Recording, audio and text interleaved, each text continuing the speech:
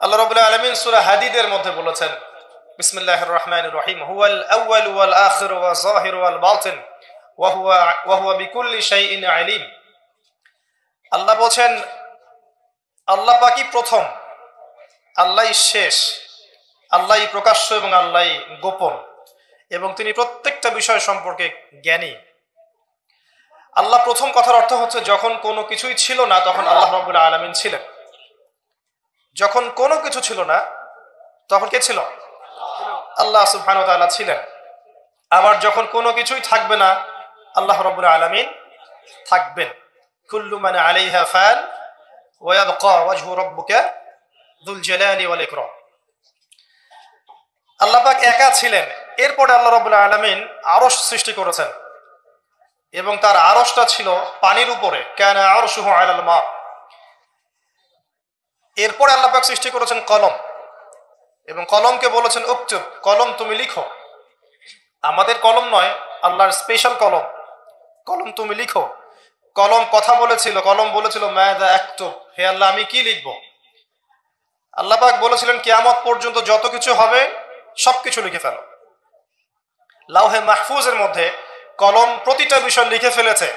এই পৃথিবীতে, এই মহাবিশ্বে কিয়ামত পর্যন্ত কবে, কোথায়, কোন ঘন্টায়, কোন সেকেন্ডে, কোন মুহূর্তে কি হবে, এর বাইরে কিছু হবে না ইনশাআল্লাহ তাআলা। তো এখানে আল্লাহ পাক পুরো মহাবিশ্বের তাকদীর লিখেছেন, শুধু মানব জাতির নয়, প্রত্যেকটা বিষয় লেখা হয়েছে। এরপরে আল্লাহ রাব্বুল আলামিন 6 দিনে এই মহাবিশ্ব সৃষ্টি করেছেন। হুয়াল্লাযী খালাকাস সামাওয়াতি ওয়াল আরদা ফি 6 আইয়াম। তিনি সেই আল্লাহ যিনি এই মহাবিশ্বকে সৃষ্টি করেছেন মাত্র 6 দিনে। আর আল্লাহর একদিন আমাদের একদিনের সমান নয়। আল্লাহ পাকের একদিন, শুধু কিয়ামতের দিন, মানুষের 50,000 বছরের সমান। মানুষ দাঁড়িয়ে থাকতে থাকতেই অতিষ্ঠ হয়ে যাবে, বিচার শুরু হচ্ছে না কি জন্য। তো আল্লাহ রাব্বুল আলামিন পুরো মহাবিশ্ব সৃষ্টি করেছেন এবং আসমান সমূহ জমিন একটা বিন্দুর মধ্যে ছিল, যেটা এখনকার সায়েন্স বলে যে বিগ ব্যাং থেকে সৃষ্টি হয়েছে মহাবিশ্ব। আর আল্লাহ পাক কোরআনে বলছেন বিগ ব্যাং থেকে নয়, বরং আল্লাহর হুকুমে সৃষ্টি হয়েছে মহাবিশ্ব। সূরা আম্বিয়া 30 নম্বর আয়াত পড়ে দেখবেন, আল্লাহ বলছেন আওয়ালাম ইয়ারাল্লাযীনা কাফারু আন্নাস সামাওয়াতি ওয়াল আরদা কানাতা রাতকান ফাফাতাকনাহুমা। যারা অবিশ্বাস করছে তারা কি লক্ষ্য করে দেখে না যে আসমান সমূহ এবং জমিন একটা বিন্দুর মধ্যে ছিল, এরপর আমি আল্লাহ সেটাকে পৃথক করে দিলাম। সুবহানাল্লাহ। তো এই শিক্ষা ব্যবস্থা আপনাকে ওই বিগ ব্যাং পর্যন্ত নিয়ে যাবে। এর উপরে কি সেটা চিন্তা করার ক্ষমতা এরা রাখে না। আর তাদের চিন্তা যেখানে শেষ, আল্লাহ পাকের চিন্তা সেখান থেকে শুরু। আল্লাহু আকবার। আল্লাহ পাক বলছেন বিগ ব্যাং এমনি এমনি হয়নি, আমার হুকুমে হয়েছে, আমি এটাকে পৃথক করে দিয়েছি। সুবহানাল্লাহ। আল্লাহ পাক কি জন্য সৃষ্টি করলেন এই মহাবিশ্ব? এটা একটা ভালো প্রশ্ন। নিছক খেলার ছলে সৃষ্টি করেছেন? আল্লাহ পাক কি জন্য সৃষ্টি করতে গেলেন এই মহাবিশ্ব? উত্তর হচ্ছে ভালোবাসা। আল্লাহ পাক তার সৃষ্টিকে ভালোবাসেন।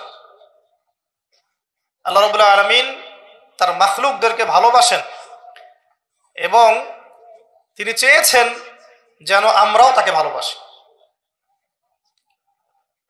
আল্লাহ রাব্বুল আলামিন চেয়েছেন যে আমরাও যেন তাকে ভালোবাসি। আল্লাহ রাব্বুল আলামিন এর কাছে 100 ভাগ রহমত বা ভালোবাসা এবং দয়া আছে, যার মধ্যে 1 ভাগ, মাত্র 1 ভাগ তিনি পুরো মহাবিশ্বে ছড়িয়ে দিয়েছেন। সমস্ত সৃষ্টির মধ্যে এই 1 ভাগ ভালোবাসা বিরাজ করছে। এই 1 ভাগের মধ্যে আছে বাবা মায়ের প্রতি ভালোবাসা, স্ত্রী সন্তানের প্রতি ভালোবাসা, আমাদের বাচ্চা কাচ্চাদের প্রতি ভালোবাসা, আত্মীয়তার হক, প্রতিবেশীর হক, দেশকে ভালোবাসা, আবেগ, অনুভূতি, সব এই 1 ভাগের মধ্যে আছে। সুবহানাল্লাহ। এই পুরো মহাবিশ্বে যত মহব্বত আছে এটা 1%, 1% মাত্র। আর এই 1 ভাগ ভালোবাসার জন্য আমরা কি করছি সেটা আমরাই বুঝতে পারছি। আর বাকি যে 99 ভাগ রহমত, দয়া, ভালোবাসা, এটার কথা আল্লাহ পাক বলেছেন, এটা দিয়ে আল্লাহ পাক কিয়ামতের দিন তার বান্দাদের প্রতি রহম করবেন ইনশাআল্লাহ। আশা করা যায় যে ইনশাআল্লাহ আমরা যদি তাওহীদের উপর থাকি, কবিরা গুনাহ না করি, গুনাহ হয়ে গেলেই তওবা করে ফিরে আসি, অন্যের ক্ষতি না করি, সুন্নতে থাকার চেষ্টা করি, হালাল খাই, আশা করা যায় ইনশাআল্লাহ আমরা জান্নাতে যাব। এটা এত কঠিন কিছু হবে না ইনশাআল্লাহ তাআলা। শর্ত হচ্ছে তাওহীদ, আল্লাহ পাকের একত্ববাদ, হালাল রিজিক, তার নবীর সুন্নত এবং দিনটাকে পরিপূর্ণরূপে গ্রহণ করা। আমল করতে পারেন না পারেন, আকীদা বিশ্বাস রাখা, ইসলাম একটা পরিপূর্ণ জীবন ব্যবস্থা, এর মধ্যেই প্রত্যেকটা বিষয়ের সমাধান আছে। হয়তো আপনি আমল করতে পারবেন না, কিন্তু আকীদা আছে, আশা করা যায় ইনশাআল্লাহ আল্লাহ পাক সগীরা গুনাহগুলো আমাদের মাফ করে দিবেন ইনশাআল্লাহ। 99 ভাগ রহমত। কয়েকটা এক্সাম্পল দিচ্ছি আমি। একজন ব্যক্তি ছিলেন বনু ইসরাইলের মধ্যে, সেই ব্যক্তি 99টা খুন করেছিল, 99টা মার্ডার করার পরে সে চিন্তা করেছে তওবা করবে। তার তওবা আছে কি না এটা জিজ্ঞেস করার জন্য তিনি অনেক মানুষের কাছে ঘুরেছেন, তাকে সবাই নেগেটিভ উত্তর দিয়েছে। এক পর্যায়ে গিয়ে সে একজন আবেদকে জিজ্ঞাসা করেছে, আবেদকে যে বেশি বেশি ইবাদত করে। আবেদ কিন্তু সেই ব্যক্তি নয় যে আলেম, কথা বুঝতে পারছেন? আলেম তার কাছে জ্ঞান থাকে এবং জ্ঞান অনুযায়ী সে আমল করে, আর আবেদের কাছে খুব একটা বেশি জ্ঞান থাকে না, কিন্তু সে ইবাদত করে। এই আবেদকে সে জিজ্ঞাসা করেছিল আমার কি তওবা হবে? সে আবেদ বলেছিল যে তুমি 99টা খুন করেছো, তোমার কিসের তওবা? তো সে ব্যক্তি এই আবেদকেও খুন করে 100টা মার্ডার পূর্ণ করেছিল। এরপরে তার মধ্যে আবার তওবার চেতনা আসে, তাকে জানানো হয় অমুক জায়গায় একজন আলেম আছেন, তার কাছে গিয়ে প্রশ্ন করো, তিনি উত্তর দিবে। সে আলেম তাকে জানালো যে হ্যাঁ, তোমার তওবা করার সুযোগ আছে, তুমি খালেস অন্তরে আল্লাহর কাছে তওবা করতে পারো, আল্লাহ চাইলে তোমাকে মাফ করতে পারো। এবার সে তওবা করলো, করার পরে কি করতে হবে পরামর্শ চাইলো। আলেম তাকে বলল তুমি এই এলাকা থেকে চলে যাও, অনেক দূরে হিজরত করো, যেখানে যাতে করে আগের হিস্ট্রির সাথে তোমার কোনো সম্পর্ক না থাকে, আগের জীবনের সাথে তোমার সম্পর্ক না থাকে, নতুন জীবন গঠন করো। সে যেতে যেতে রাস্তায় মারা গেল এবং আল্লাহ রাব্বুল আলামিন জান্নাতের ফেরেশতা এবং আযাবের ফেরেশতা দুজনকেই পাঠালেন। এই দুজন ফেরেশতা তারা তার আত্মাকে নিয়ে ঝগড়ায় লিপ্ত হলো, কে তার রূহটা কবজ করবে, কে তার রূহটা নিয়ে যাবে। আর আপনারা জানেন যদি রূহটা নিয়ে যায় আযাবের ফেরেশতা, তার মানে কি, তার ফয়সালা কি? জাহান্নাম। জান্নাতের ফেরেশতা নিয়ে গেলে ফয়সালা জান্নাত ইনশাআল্লাহ। তো আল্লাহ রাব্বুল আলামিন এখানে একটা কৌশল করলেন, আল্লাহ পাক রাস্তাটাকে লম্বা করে দিলেন। সে তওবার জন্য যতটুকু এসেছিল এই রাস্তাটাকে আল্লাহ পাক লম্বা করে দিলেন, ওই রাস্তার চেয়ে যে রাস্তা থেকে সে যাচ্ছিল। আল্লাহ পাক কৌশল করে তাকে মাফ করে দিলেন। আল্লাহ পাক ফেরেশতাদেরকে বললেন রাস্তাটা পরিমাপ করে দেখো, কোন রাস্তার পরিমাপটা বেশি, সে যেখানে যাচ্ছিল সেটা না তওবার রাস্তা? তো তওবার রাস্তা লম্বা বেশি দেখালো, এতে করে আল্লাহ পাক তাকে মাফ করে দিলেন। আলহামদুলিল্লাহ, আল্লাহ পাকের দয়া। একজন মহিলা ব্যভিচারিণী, ব্যভিচার বোঝেন তো? আমি আবার আপনাদের ভাষা খুব একটা বুঝতে পারছি না। তো জিনা, জিনা তো বোঝেন, হারাম সম্পর্ক। কাছে আসার গল্প শুনেছেন? কাছে আসার গল্প কার কাছে? একজন গায়রে মাহরাম পুরুষ একজন গায়রে মাহরাম মেয়ের কাছে যাবে, এই হলো গল্প। জিনা, ব্যভিচার। একজন ব্যভিচারিণী মহিলা একবার এক কুকুরকে পানি পান করিয়েছিল। কুকুরটা অনেক তৃষ্ণার্ত ছিল, সে তার মোজা খুলে কুয়ার ভিতরে নিয়ে সেখান থেকে পানি তুলে কুকুরকে পান করিয়েছে। এই আমলটার কারণে আল্লাহ পাক এই ব্যভিচারী মহিলাকে মাফ করে দিয়েছে। আরেকজন ব্যক্তি, তিনিও বনু ইসরাইলের। বনু ইসরাইল কারা চিনেন তো? কারা? রোহিঙ্গারা? কারা? বনু ইসরাইল কারা? কার সন্তানদেরকে বনু ইসরাইল বলা হয় বলেন? শুধু ওয়াজ শুনলে হবে না তো, কিছু শিখতে হবে তো। ইব্রাহিম আলাইহিস সালামের দুই ছেলে, কয় ছেলে? একজনের নাম হচ্ছে ইসমাঈল আলাইহিস সালাম, একজনের নাম হচ্ছে ইয়াকুব আলাইহিস সালাম, সরি ইসহাক আলাইহিস সালাম। ঠিক বলেছেন, মাঝে মাঝে এভাবে বলতে হয় যাতে আপনি সঠিক বলছেন না ভুল বলছেন বোঝা যায়। একজনের নাম কি? ইসমাঈল, আরেকজনের নাম ইসহাক। ইসহাক আলাইহিস সালামের ছেলের নাম হচ্ছে ইয়াকুব আলাইহিস সালাম। কথা বুঝতে পারছেন?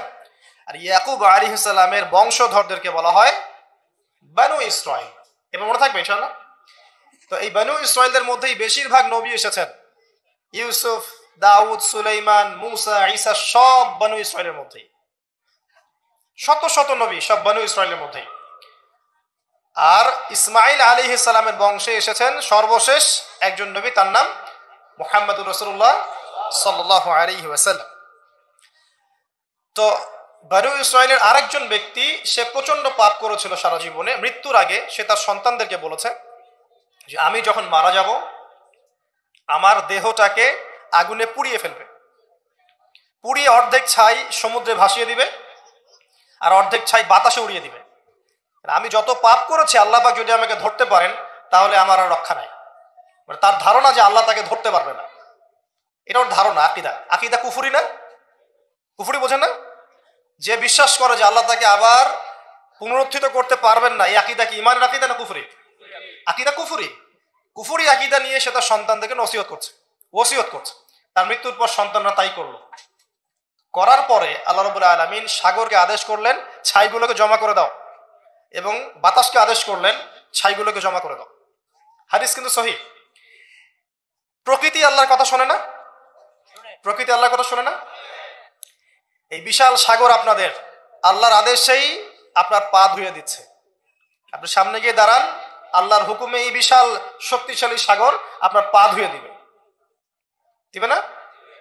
কিন্তু আল্লাহ যখন ওকে আদেশ করবেন যে আমার বান্দারা সবাই ইয়াবা খায়, আমার বান্দারা সব মাদক খায়, আমার বান্দারা সব জেনা করে, আমার বান্দা বান্দিরা এখানে পতিতা বৃত্তিতে লিপ্ত হয়েছে, জেনায় লিপ্ত হয়েছে, আমার বান্দা বান্দিরা এখানে নগ্ন হয়ে ঘুরছে, নামাজ কালাম পড়ছে না, তুমি এদের সবাইকে ভাসিয়ে দাও। সাগর ওই দিন আপনাকে ভাসিয়ে দিবে। সাগর তার কথা শুনবে না? প্রকৃতি আল্লাহর কথা শোনে। তো এই প্রকৃতি জড়ো করে দিল ছাইগুলো। জড়ো করে দেওয়ার পরে আল্লাহ পাক ওই ব্যক্তিকে আবার জীবিত করে বললেন যে তুমি এই কাজটা কেন করেছিলে? কোন কাজ? মৃত্যুর পরে ছাই বানিয়ে পুড়িয়ে দেওয়ার কাজটা কেন করেছিলে?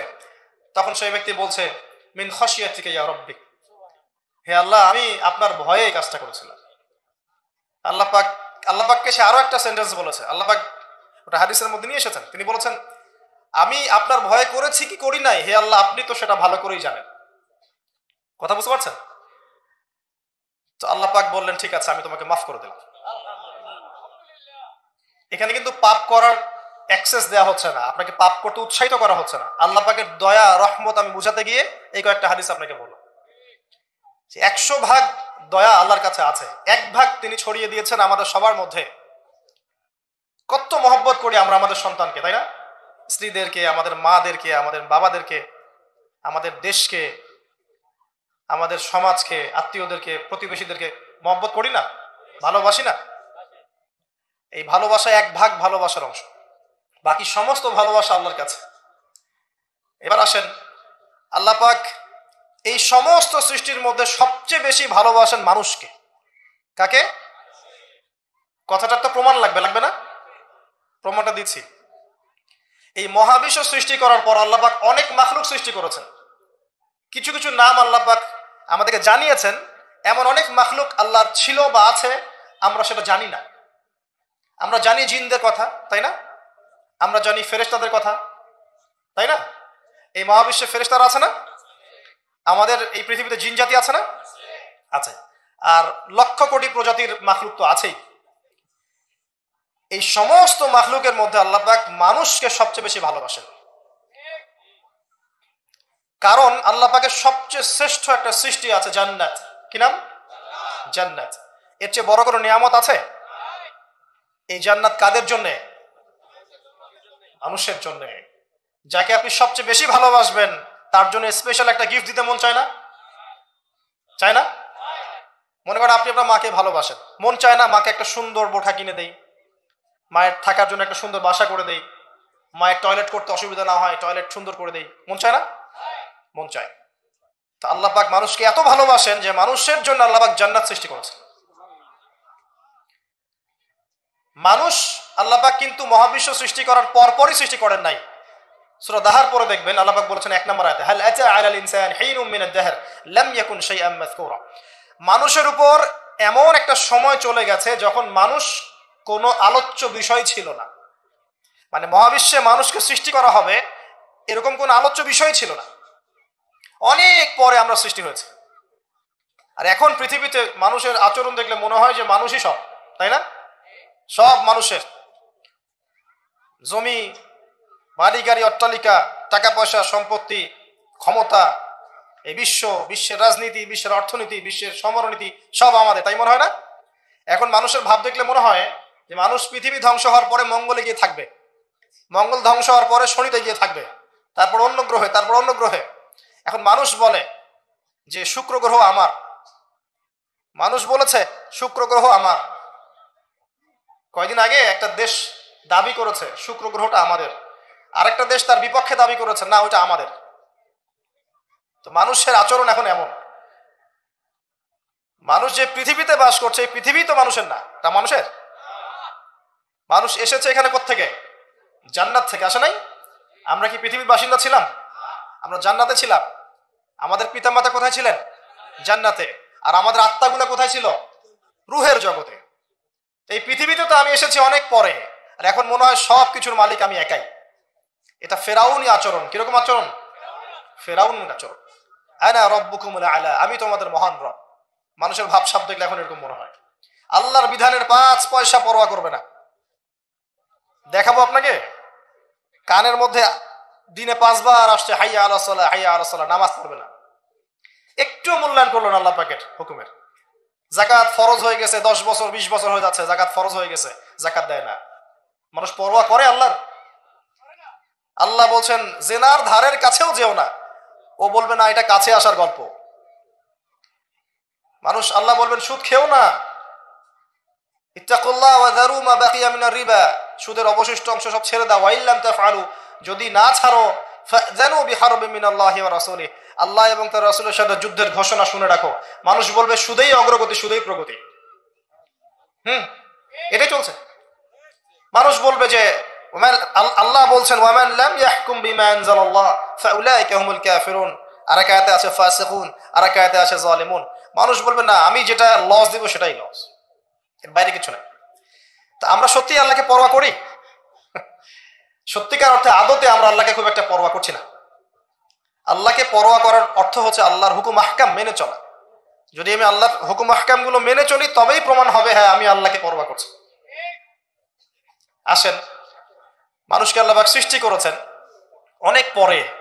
সৃষ্টি করার ঘটনাটা আল্লাহ পাক সূরা সদের মধ্যে একটু সুন্দর করে বলেছেন, মানে অন্য অন্য ঘটনার চাইতে আরো বেশি সুন্দর করে। তা আমার মত, প্রতিটাই সুন্দর, এটা আমার কাছে বেশি ভালো লাগে। কারণ এখানে আল্লাহ আরেকটা শব্দ বলেছেন যেটা অন্য জায়গায় বলেন নাই। অনেক জায়গায় কোরআনে আছে মানুষকে কিভাবে সৃষ্টি করা হয়েছে, কিন্তু এই সূরার মধ্যে, সূরা সদের মধ্যে একটু ব্যতিক্রম আছে, আর একটু ভালোবাসা। আল্লাহ পাক বলছেন যে ইয়া ইবলিস, হে ইবলিস, মা মানাআকা আন তাসজুদ লিমা খালাকতু বিয়াদাই, হে ইবলিস তোমাকে কিসে বারণ করলো তাকে সিজদা করতে যাকে আমি আমার হাত দিয়ে সৃষ্টি করেছি? কথা বোঝেন না আমার? হে ইবলিস, কিসে তোমাকে বারণ করলো, কিসে তোমাকে নিষেধ করলো? কেন তুমি সিজদা করলা না আদমকে? সহজ করে দিলাম, আদমকে, যাকে আমি সৃষ্টি করেছি আমার হাত দিয়ে। আল্লাহ পাক অন্য কোন সৃষ্টিকে এভাবে ব্যাখ্যা করেছেন যে আমি আরশকে সৃষ্টি করেছি আমার হাত দিয়ে, আমি মহাবিশ্বকে সৃষ্টি করেছি আমার হাত দিয়ে? ব্যাখ্যা করেছেন? বাকি সৃষ্টির ক্ষেত্রে আল্লাহ পাক বলেছেন, আল্লাহ পাক যখন কিছু করতে চান খালি বলেন কুন ফায়াকুন। তা আদমের ক্ষেত্রে আল্লাহ পাক বলেননি কুন ফায়াকুন, বলেছেন? কথা বুঝতে পারছেন? আদমের ক্ষেত্রে আল্লাহ পাক বলেছেন আমি তাকে আমার হাত দিয়ে সৃষ্টি করেছি। হাতের ব্যাখ্যা কি সেটা নিয়ে আমাদের তর্ক করা দরকার নাই। মূল কথা হচ্ছে এখানে আল্লাহ পাক ভালোবাসা বুঝিয়েছে। আদম আলাইহিস সালামকে আল্লাহ পাক ভালোবেসে সৃষ্টি করেছেন, স্পেশাল সৃষ্টি। এবার আসেন, সৃষ্টি করার পর তাকে রেখেছেন কোথায়? জান্নাতে। তারও আগে আল্লাহ পাক সমস্ত জ্ঞান আদম আলাইহিস সালামকে শিক্ষা দিয়েছে। সুবহানাল্লাহ পড়বেন না? মানুষ সম্মানিত কি কারণে? শারীরিক গঠনের কারণে? জ্ঞানের কারণে। আপনি যাকে ভালোবাসেন বেশি তাকে আপনি সব শেখাতে চাইবেন না? তাকে আপনি সব দিতে চাইবেন না? যে আমার সব তোমার জন্য, আমি তোমাকে ভালোবাসি, বলেন না?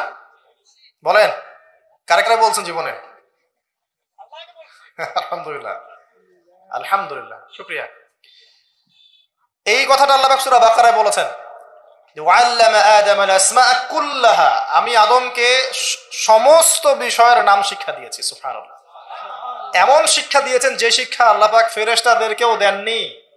কারণ তিনি আদম আলাইহিস সালামকে উপস্থাপন করলেন এবং বললেন যে আম্বিউহুম বিআসমাইহিম, এই নামগুলো তুমি বলে দাও। ফেরেশতারা কিন্তু বলতে পারলো না।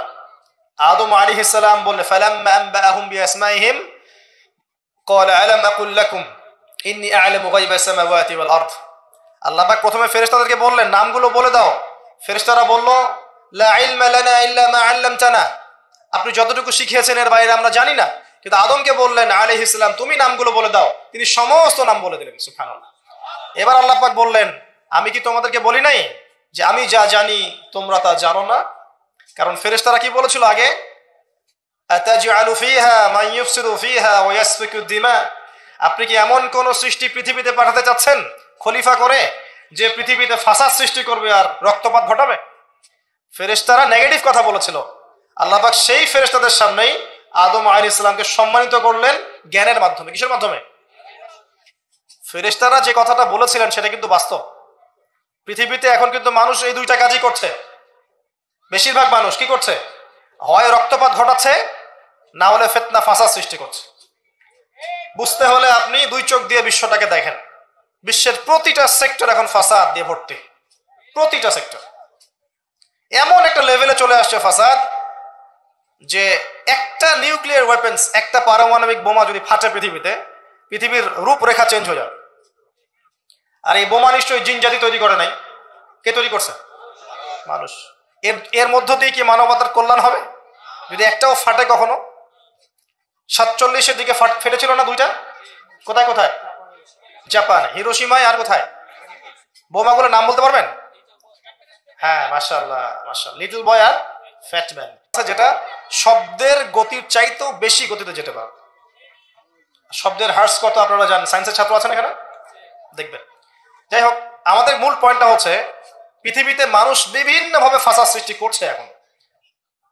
সামরিকভাবে, ইকোনমিক্যালি, পলিটিক্যালি, এডুকেশন সেক্টরে, সংস্কৃতির নামে বিভিন্নভাবে মানুষ ফাসাদ সৃষ্টি করছে। দলিল আল্লাহ কোরআনেই দিয়েছেন, যাহারাল ফাসাদু ফিল বাররি ওয়াল বাহরি বিমা কাসাবাত আইদিন নাস, জলে স্থলে যত বিপর্যয় ছড়িয়ে পড়েছে এগুলো মানুষের হাতের কামাই। কার হাতের কামাই? আর আল্লাহর কথাকে আপনি চ্যালেঞ্জ করবেন? এটা সূরা রুমের মধ্যে আছে, পড়ে দেখেন। আসেন, আল্লাহ পাক মানুষকে জ্ঞান শিক্ষা দিলেন, এটা ভালোবাসা নিদর্শন। শুধু তাই না, এবার আল্লাহ পাক সমস্ত ফেরেশতাদের সামনে উপস্থাপন করে আল্লাহ পাক বলছেন যে ওয়াইজ কুলনা লিল মালাইকাতি ইসজুদু লি আদম, হে ফেরেশতারা তোমরা আদমকে এখন সিজদা করো। কি করো? সিজদা করো। আপনি যাকে ভালোবাসবেন নিঃসন্দেহে আপনি চাইবেন তাকে বড় করতে, তাই না? চাইবেন না?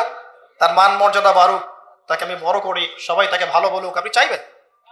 আল্লাহ পাক আদম আলাইহিস সালামকে ভালোবাসলেন। দেখেন, ফেরেশতা মণ্ডলীকে বললেন সিজদা করো, ফাসাজাদু, সবাই সিজদা করলো, ইল্লা ইবলিস, ইবলিস সিজদা করলো না। সে কি বলল? খলাকতানি মিন নার ওয়া খলাকতাহু মিন তিন, আল্লাহ আপনি আমাকে সৃষ্টি করেছেন কি দিয়ে? আগুন দিয়ে, আর আদমকে সৃষ্টি করেছেন কাদা মাটি দিয়ে, আমি কেন তাকে সিজদা করতে যাব? আবা ওয়াস্তাকবারা, সে উদ্ধত আচরণ করলো, অহংকারী হলো। এবং এই একটা কারণেই আল্লাহ পাক তাকে চিরস্থায়ী লানত করলেন, চিরস্থায়ী জাহান্নামী ঘোষণা করলেন। ইবলিস চ্যালেঞ্জ করলো যে আমি আদমকে এবং আদম সন্তানদেরকে বিভ্রান্ত করবই, পথভ্রষ্ট করবই, আমি ডান দিক থেকে আসবো। সূরা আরাফ পড়ে দেখেন, ডান দিক থেকে আসবো, বাম দিক থেকে আসবো, সামন থেকে আসবো, পিছন থেকে আসবো, আমি তাদেরকে পথভ্রষ্ট করেই ছাড়বো। আর আল্লাহ পাক বলে দিলেন যে যারা তোকে অনুসরণ করবে আদম সন্তানদের মধ্য থেকে, ওদের সবাইকে দিয়ে আমি জাহান্নাম পূর্ণ করবো না। আউযুবিল্লাহ। আরেকটা কথা বলে দেই, এখানে সূরা আরাফের 179 নম্বর আয়াত এটাও আছে যে ওয়ালাকাদ যারানা লিজাহান্নামা কাসীরাম মিনাল জিন্নি ওয়াল ইনস, প্রচুর জিন আর মানুষকে দিয়ে আমি জাহান্নাম পূর্ণ করব। প্রচুর জিন আর মানুষকে দিয়ে আমি জাহান্নাম পূর্ণ করব। কত জিন আর কত মানুষ আমি জিনের হিসাব জানি না, মানুষেরটা জানি। প্রতি 1000-এ 999 জন জাহান্নামে যাবে, বলেন নাউযুবিল্লাহ। সহিহ বুখারীতে 4 বার হাদিসটা এসেছে, প্রতি 1000-এ 999 জন, মানে ম্যাক্সিমাম। এটা ম্যাথমেটিক্যালি হিসাব করার দরকার নাই, এর মানে হচ্ছে অধিকাংশ মানুষই কি করবে? জাহান্নামে যাবে। এবং এটা আমাদের উম্মতের ক্ষেত্রে এসেছে, 73টা দল হবে, আছে না? 72 দল কোথায় যাবে? জাহান্নামে। এটা বোঝানো হচ্ছে বেশিরভাগ মানুষই কোথায় যাবে? জাহান্নামে। অপরাধ কি ছিল? অপরাধটা বলা আছে এই আয়াতে। এক নাম্বার, লাহুম কুলুবুন লা ইয়াফকাহুনা বিহা। অপরাধ ছিল যে আল্লাহ পাক হৃদয় দিয়েছিলেন, উপলব্ধি করে নাই। কলব দিয়েছিলাম, উপলব্ধি করেনি, জাহান্নামে যাওয়ার কারণ। ওয়ালাহুম আযানুন লা ইয়াসমাউনা বিহা। কান দিয়েছিলাম, শোনেনি। ওয়ালাহুম আ'য়ুনুন লা ইউবসিরুনা বিহা। দু চোখ দিয়েছিলাম, দেখেনি। হৃদয় দিয়েছি, উপলব্ধি করে নাই। এক নাম্বার কারণ। কান দিয়েছি, শোনে নাই। চোখ দিয়েছি, দেখে নাই। উলাইকা কাল আনআম। এরা হচ্ছে গবাদি পশুর মতো। এটা আল্লাহর কথা, আমার প্রতি রাগ করবেন না। আল্লাহ বলেছেন তারা হচ্ছে গবাদি পশুর মতো। দে আর জাস্ট লাইক ক্যাটলস। বাল হুম আদল। বরং এর চাইতেও এরা নিকৃষ্ট এবং জঘন্য। ওয়া উলাইকা হুমুল গাফিলুন। এরা হচ্ছে গাফেল সম্প্রদায়। আল্লাহর আয়াতগুলো আমাদের কলিজে আঘাত লাগে না? না, এখন আমাদের কলবগুলো অনেক শক্ত হয়ে গেছে, মাশাআল্লাহ। সুম্মা কাসাত কুলুবুহুম, একটা আয়াত আছে না সূরা বাকারার মধ্যে? ফাহিয়া কাল হিজারাতি আও আশাদ্দু কাসওয়া। পাথরের মতো শক্ত হয়ে গেছে, বরং তার চেয়েও বেশি শক্ত হয়ে গেছে। দেখবেন আল্লাহর আয়াতগুলো যখন আপনার কলিজে আঘাত করবে না, শক্ত হয়ে যাবে, বুঝবেন আপনার কলবে দুইটা জিনিসের অভাব আছে। একটা হচ্ছে আপনার কলব নিয়মিত পরকালকে স্মরণ করে না, নিয়মিত আপনার কলব মৌতকে স্মরণ করে না। দুই নাম্বার হচ্ছে আপনার কলবে কোরআনের তেলাওয়াত পৌঁছাচ্ছে না। এই দুটোই কারণ। কারণ নবী সাল্লাল্লাহু আলাইহি ওয়াসাল্লাম বলেছেন পাপ করলে কলবের মধ্যে কালো দাগ পড়ে। এভাবে পাপ করতে করতে করতে করতে কলবটা কলুষিত হয়ে যায়, দুর্গন্ধ বের হয়, কুৎসিত হয়ে যায়।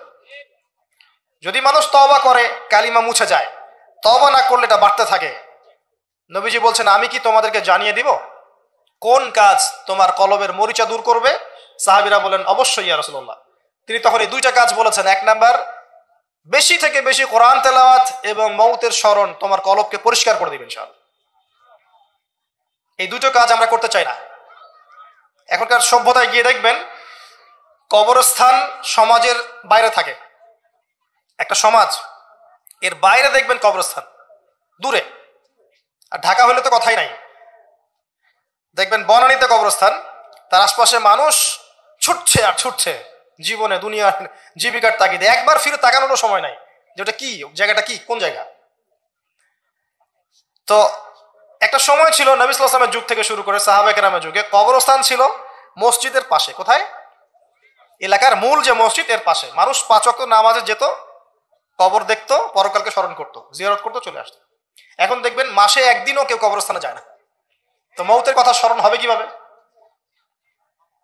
আচ্ছা আসেন মূল জায়গায় আসে। এই দুইটা কাজ আপনার কলবের মরিচা দূর করবে।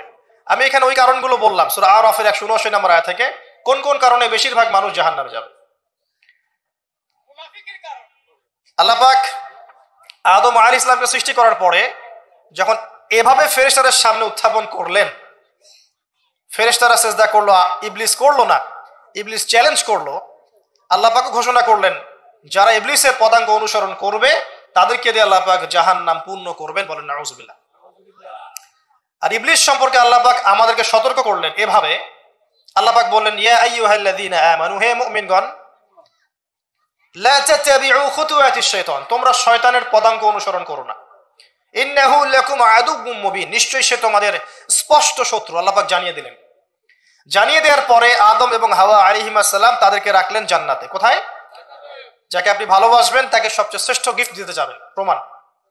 জান্নাতে থাকলেন। একটা পরীক্ষা, পরীক্ষার কারণ আছে। পরীক্ষার কারণ হচ্ছে আমি চাচ্ছি সে আরো বড় পুরস্কার পাক। এটাই পরীক্ষার কারণ। দুনিয়ার জীবনে আমরা এসেছি কি জন্য? পরীক্ষা দিতে। আল্লাহ পাক চেয়েছেন পরীক্ষায় পাশ করে আমরা যেন আরো বড় পুরস্কার পাই। লিনাবলুয়াকুম আইয়ুকুম আহসানু আমালা। আল্লাহ পাক দেখতে চান তোমাদের মধ্যে আমলের শ্রেষ্ঠ কে। একটা পরীক্ষা আল্লাহ পাক দিলেন, ওয়ালা তাকরাবা হাযিহিশ শাজারা, তোমরা দুজন এই গাছের কাছে যাবে না। ও একটা কথা মিস করে গেছে, এই দুজনের আরেকজন কে? হাওয়া আলাইহিস সালাম। কোত্থেকে আসলেন তিনি? আদম আলাইহিস সালামের একাকিত্ব বোধ হচ্ছিল জান্নাতে। সঙ্গিনী সবচেয়ে ইম্পর্টেন্ট জিনিস আপনাদের পৃথিবী, তাই না? একজন উত্তম জীবন সঙ্গিনী খুব গুরুত্বপূর্ণ জিনিস পৃথিবীতে। সে যদি ভালো হয়, নেককার হয়, সৎ হয়, আপনি দুনিয়াতেই জান্নাতে থাকবেন ইনশাআল্লাহ। আর সে যদি বদকার হয়, দুশ্চরিত্র হয় এবং আল্লাহ এবং তার রাসূলের বিরুদ্ধাচরণ করে, আপনার আনুগত্য না করে, আপনি দুনিয়াতেই জাহান্নামের ফ্লেভার পাবেন ইনশাআল্লাহ। তো হাওয়া আলাইহিস সালামকে সৃষ্টি করা হয়েছে আদম আলাইহিস সালামের কোত্থেকে? পাঁজরের হাড় থেকে। এখানে একটা কথা মনে পড়লো, এটা বলার লোভ সামলাতে পারছি না। এই হাড়ের ব্যাপারে নবী সাল্লাল্লাহু আলাইহি ওয়াসাল্লাম একটা কথা বলেছেন। তিনি বলেছেন যে তাদেরকে মানে বুঝে নেন কাদেরকে? তাদেরকে সৃষ্টি করা হয়েছে বক্র হাড় থেকে, বাঁকা হাড় থেকে। কাদেরকে? যদি জোর খাটাতে চাও তাহলে হাড়টা পটাশ করে ভেঙে দেয়, আর যদি ওই অবস্থায় ছেড়ে দাও তাহলে সে বক্রই থেকে যাবে। তার সাথে উত্তম নসিহতের মধ্য দিয়ে জীবন পার করতে হবে, এবং এটা খুব ডিফিকাল্ট। দুনিয়াতে সবচেয়ে বড় পরীক্ষাগুলোর মধ্যে একটা এটা, বক্র হাড়কে নিয়ে জীবন চলা, এটা সবচেয়ে বড় পরীক্ষাগুলোর মধ্যে একটা। এখানে আল্লাহ পাক যার প্রতি রহম করবেন সে ইনশাআল্লাহ তাআলা দেখবেন দুনিয়াতেই জান্নাতের ফ্লেভার পাবে। আর দেখবেন যার ঘরে সৎ স্ত্রী নাই, বদকার স্ত্রী আছে, সেই পৃথিবীতে জাহান্নামের স্বাদ পায়। বলেন নাউজুবিল্লাহ। আমরা দোয়া করি সবার ঘরে ঘরে যেন আল্লাহ পাক নেককার সৎ স্ত্রী দান করেন, আল্লাহুম্মা আমিন। তো হাওয়া আলাইহিস সালাম এবং আদম আলাইহিস সালামকে আল্লাহ পাক রাখলেন কোথায়? জান্নাতে। আপনি ঘুম আসতেছে? আমি কিন্তু অনেক কষ্ট করে কথা বলছি। তো জান্নাতে রাখলেন, একটা পরীক্ষা, গাছের কাছে যাবে না। এই গাছের নাম কি এটা বড় কথা নয়, এই গাছের নামটা কি এটা কিন্তু বড় কথা নয়, মূল কথা হচ্ছে পরীক্ষাটা কি। গাছের কাছে যাবে না। গাছের কাছে তারা গেলেন কিভাবে? শয়তান তাদেরকে কি করলো? প্রলোভিত করলো। এক পর্যায়ে তারা আল্লাহর এই বিধানের কথাটা ভুলে গেলেন এবং সেই নিষিদ্ধ গাছের কাছে চলে গেলেন। এবার আল্লাহ রাব্বুল আলামিন এর আদেশ লঙ্ঘন করার কারণে আল্লাহ পাক নারাজ হলেন। নারাজ হওয়ার পরে আল্লাহ পাক তাদেরকে জান্নাত থেকে কি করলেন? পৃথিবীতে নামিয়ে দিলেন। নামিয়ে দেওয়ার আগে একটা ঘটনা ঘটেছে, সেটা হচ্ছে আদম আলাইহিস সালাম অপরাধ করার পরে প্রচন্ড রকমের অনুতপ্ত ছিলেন। তিনি এত অনুতপ্ত ছিলেন যে কোন ভাষায় তিনি আল্লাহর কাছে তওবা করবেন, কিভাবে আল্লাহর কাছে অনুশোচনা প্রকাশ করবেন, এই ভাষাটা পর্যন্ত তার জানা ছিল না। আল্লাহ পাক কোরআনে বলছেন ফাতালাক্কা আদামু মির রাব্বিহি কালিমাত ফাতাবা আলাইহি। আল্লাহ পাক আদম আলাইহিস সালামকে তওবার কালিমা শিখিয়ে দিলেন। সুবহানাল্লাহ। কোন কালিমা দিয়ে তুমি তওবা করলে আমি সন্তুষ্ট হব সেটা আল্লাহ শিখিয়ে দিয়েছেন। এটা কি ভালোবাসার নিদর্শন নয়? এটাও একটা ভালোবাসার নিদর্শন যে তিনি আদম আলাইহিস সালামকে ভালোবাসেন, তওবার বাক্যগুলো শিখিয়ে দিয়েছেন। বলেন সুবহানাল্লাহ। এই তওবার বাক্য কোনটা ছিল? রব্বানা যালামনা আনফুসানা ওয়া ইল্লাম তাগফির লানা ওয়া তারহামনা লানাকুনান্না মিনাল খাসিরিন। এই বাক্য আল্লাহ শিখিয়ে দিয়েছেন। সুবহানাল্লাহ। এই বাক্য দিয়ে আদম আলাইহিস সালাম তওবা করলেন, আল্লাহ পাক তওবা কবুল করলেন, কিন্তু সীমা লঙ্ঘন করার কারণে নামিয়ে দিলেন কোথায়? পৃথিবীতে। এবং পৃথিবীতে আদম আলাইহিস সালাম, হাওয়া আলাইহিস সালাম, ইবলিস তাকেও নামিয়ে দেওয়া হয়েছে। এবার পৃথিবীতে আল্লাহ পাক দিলেন একটা হায়াত, কারো 100, কারো 200, কারো 30, কারো 40, কারো 10-20, আল্লাহু আলাম, কারো 2000, 1000, 5000, এমনও হায়াত ছিল। এটা আল্লাহ জানেন ভালো। এই সময়টুকুতে আল্লাহ পাক অফুরন্ত নিয়ামত দিলেন, হায়াত দিলেন, পরিবার দিলেন, রিজিক দিলেন, বাসস্থান দিলেন, এমন প্রতিটা বস্তু যা এই জীবনে, এই দুনিয়ার জীবনে প্রয়োজন আল্লাহ পাক সব কিছু দিলেন। এগুলো কি ভালোবাসার নিদর্শন নয়? ভালোবাসার নিদর্শন। এবং আল্লাহ পাক একটা দর্শন দিলেন, ফিলোসফি, একটা মূলনীতি। মূলনীতি শোনেন, সূরা বাকারার 38-39 নম্বর আয়াতে আছে। আল্লাহ পাক বলছেন কুল নাহবিতু মিনহা জামিআ। আমি আল্লাহ বললাম তোমরা নেমে যাও পৃথিবীতে সবাই একসাথে। ফাইম্মা ইয়াতিয়ান্নাকুম মিন্নি হুদান। তোমাদের কাছে আমার পক্ষ থেকে হেদায়েত আসবে। প্রত্যেক যুগে যুগে তোমাদের কাছে আমার পক্ষ থেকে হেদায়েত আসবে, আসমানে কিতাব আসবে, নবী রাসূল আসবেন। ফামান তাবিআ হুদায়া, যারা আমার হেদায়েতকে অনুসরণ করবে, মেনে চলবে, ফালা খাউফুন আলাইহিম ওয়ালা হুম ইয়াহজানুন, তাদের কোনো টেনশন নাই, কোনো দুশ্চিন্তা নাই। যে জান্নাত থেকে এসেছেন সেখানে ফিরে যাবেন ইনশাআল্লাহ তাআলা। শর্ত কি? আল্লাহর হেদায়েত মেনে চলতে হবে। এটা 38-39 নম্বর আয়াতে আল্লাহ পাক বলছেন ওয়াল্লাযীনা কাফারু ওয়া কাযযাবু বিআয়াতিনা, কিন্তু যারা কুফরি করবে, অস্বীকার করবে এবং আল্লাহর আয়াতকে মিথ্যা প্রতিপন্ন করবে, ফাউলাইকা আসহাবুন নার, এরাই হচ্ছে জাহান্নামের অধিবাসী, হুম ফিহা খালিদুন, এখানে তারা চিরস্থায়ী হবে। ইবলিসের সাথে, কার সাথে? ইবলিসের সাথে। এই হলো দর্শন। এরপর আপনাকে পাঠিয়ে দেওয়া হলো পৃথিবীতে। এখানে আমাদেরকে দেওয়া হয়েছে সবকিছু, আমাদের অন্ন, আমাদের বস্ত্র, আমাদের বাসস্থান, আমাদের শিক্ষা, আমাদের চিকিৎসা, এভরি সিঙ্গেল নেসেসারি এলিমেন্টস যা আমাদের প্রয়োজন এই পৃথিবীতে বসবাস করার জন্য আল্লাহ পাক প্রত্যেকটা দিয়েছেন। সুবহানাল্লাহ। এমনি এমনি দিয়েছেন? আরে দিয়েছেন কিন্তু কাফের, মুশরিক, মুরতাদ, মুনাফিক, মুমিন সবাইকে দিয়েছেন, কাউকে দেন নাই এমন না, আছে না? হয়তো কাউকে বেশি, কাউকে কম। আর এই যে কম বেশি, রিজিকের কম বেশিটা আল্লাহ পাক নিজে ডিল করছেন, যাতে করে সমাজের মধ্যে ব্যালেন্সটা বজায় থাকে। যদি একজন রিক্সাওয়ালার চাহিদা না থাকতো, কে আপনাকে ওই জায়গায় পৌঁছে দিত? কথা বুঝতে পারছে না? একজন যিনি চুল কাটেন, তার যদি চাহিদা না থাকতো, কে আপনার চুল কাটতো? একজন পোশাক নির্মাতা, তার চাহিদা না থাকলে কে আপনার পোশাক নির্মাণ করতো? একজন চিকিৎসক, তার ওই জায়গায় মেধা এবং চাহিদা না থাকলে কে আপনার চিকিৎসা করতো? আল্লাহ পাক এই বৈচিত্র্যের মধ্য দিয়ে এই সমাজের মধ্যে, দুনিয়ার মধ্যে একটা ব্যালেন্স বজায় রেখেছে। আমরা যদি সবাইকে হাতের 5টা আঙ্গুল সমান করতে চাই, এটা হবে একটা আত্মঘাতী সিদ্ধান্ত। 5 আঙ্গুলের মধ্যে পার্থক্য থাকবে, এটাই হচ্ছে হাতের সৌন্দর্য। সব যদি এক সমান হতো, হাত সুন্দর হতো না। আচ্ছা, এবার আসেন ভালোবাসায় চলে আসে। ওই যে 1 ভাগ ভালোবাসা। এবার আপনি পৃথিবীতে আছেন, পৃথিবীতে আল্লাহ পাক আপনাকে বলেছেন যে আমি তোমাকে ভালোবাসি হে আদম সন্তান, আর এটা আমার হক যে তুমিও আমাকে ভালোবাসবে। এটা কিন্তু হাদিসে এসেছে। আল্লাহ পাক বলেছেন, হে আদম সন্তান, আমি তোমাকে ভালোবাসি আর এটা আমার হক যে তুমিও আমাকে ভালোবাসবে। এই পৃথিবীতে আমাদের ভালোবাসার কেন্দ্র কে হবেন?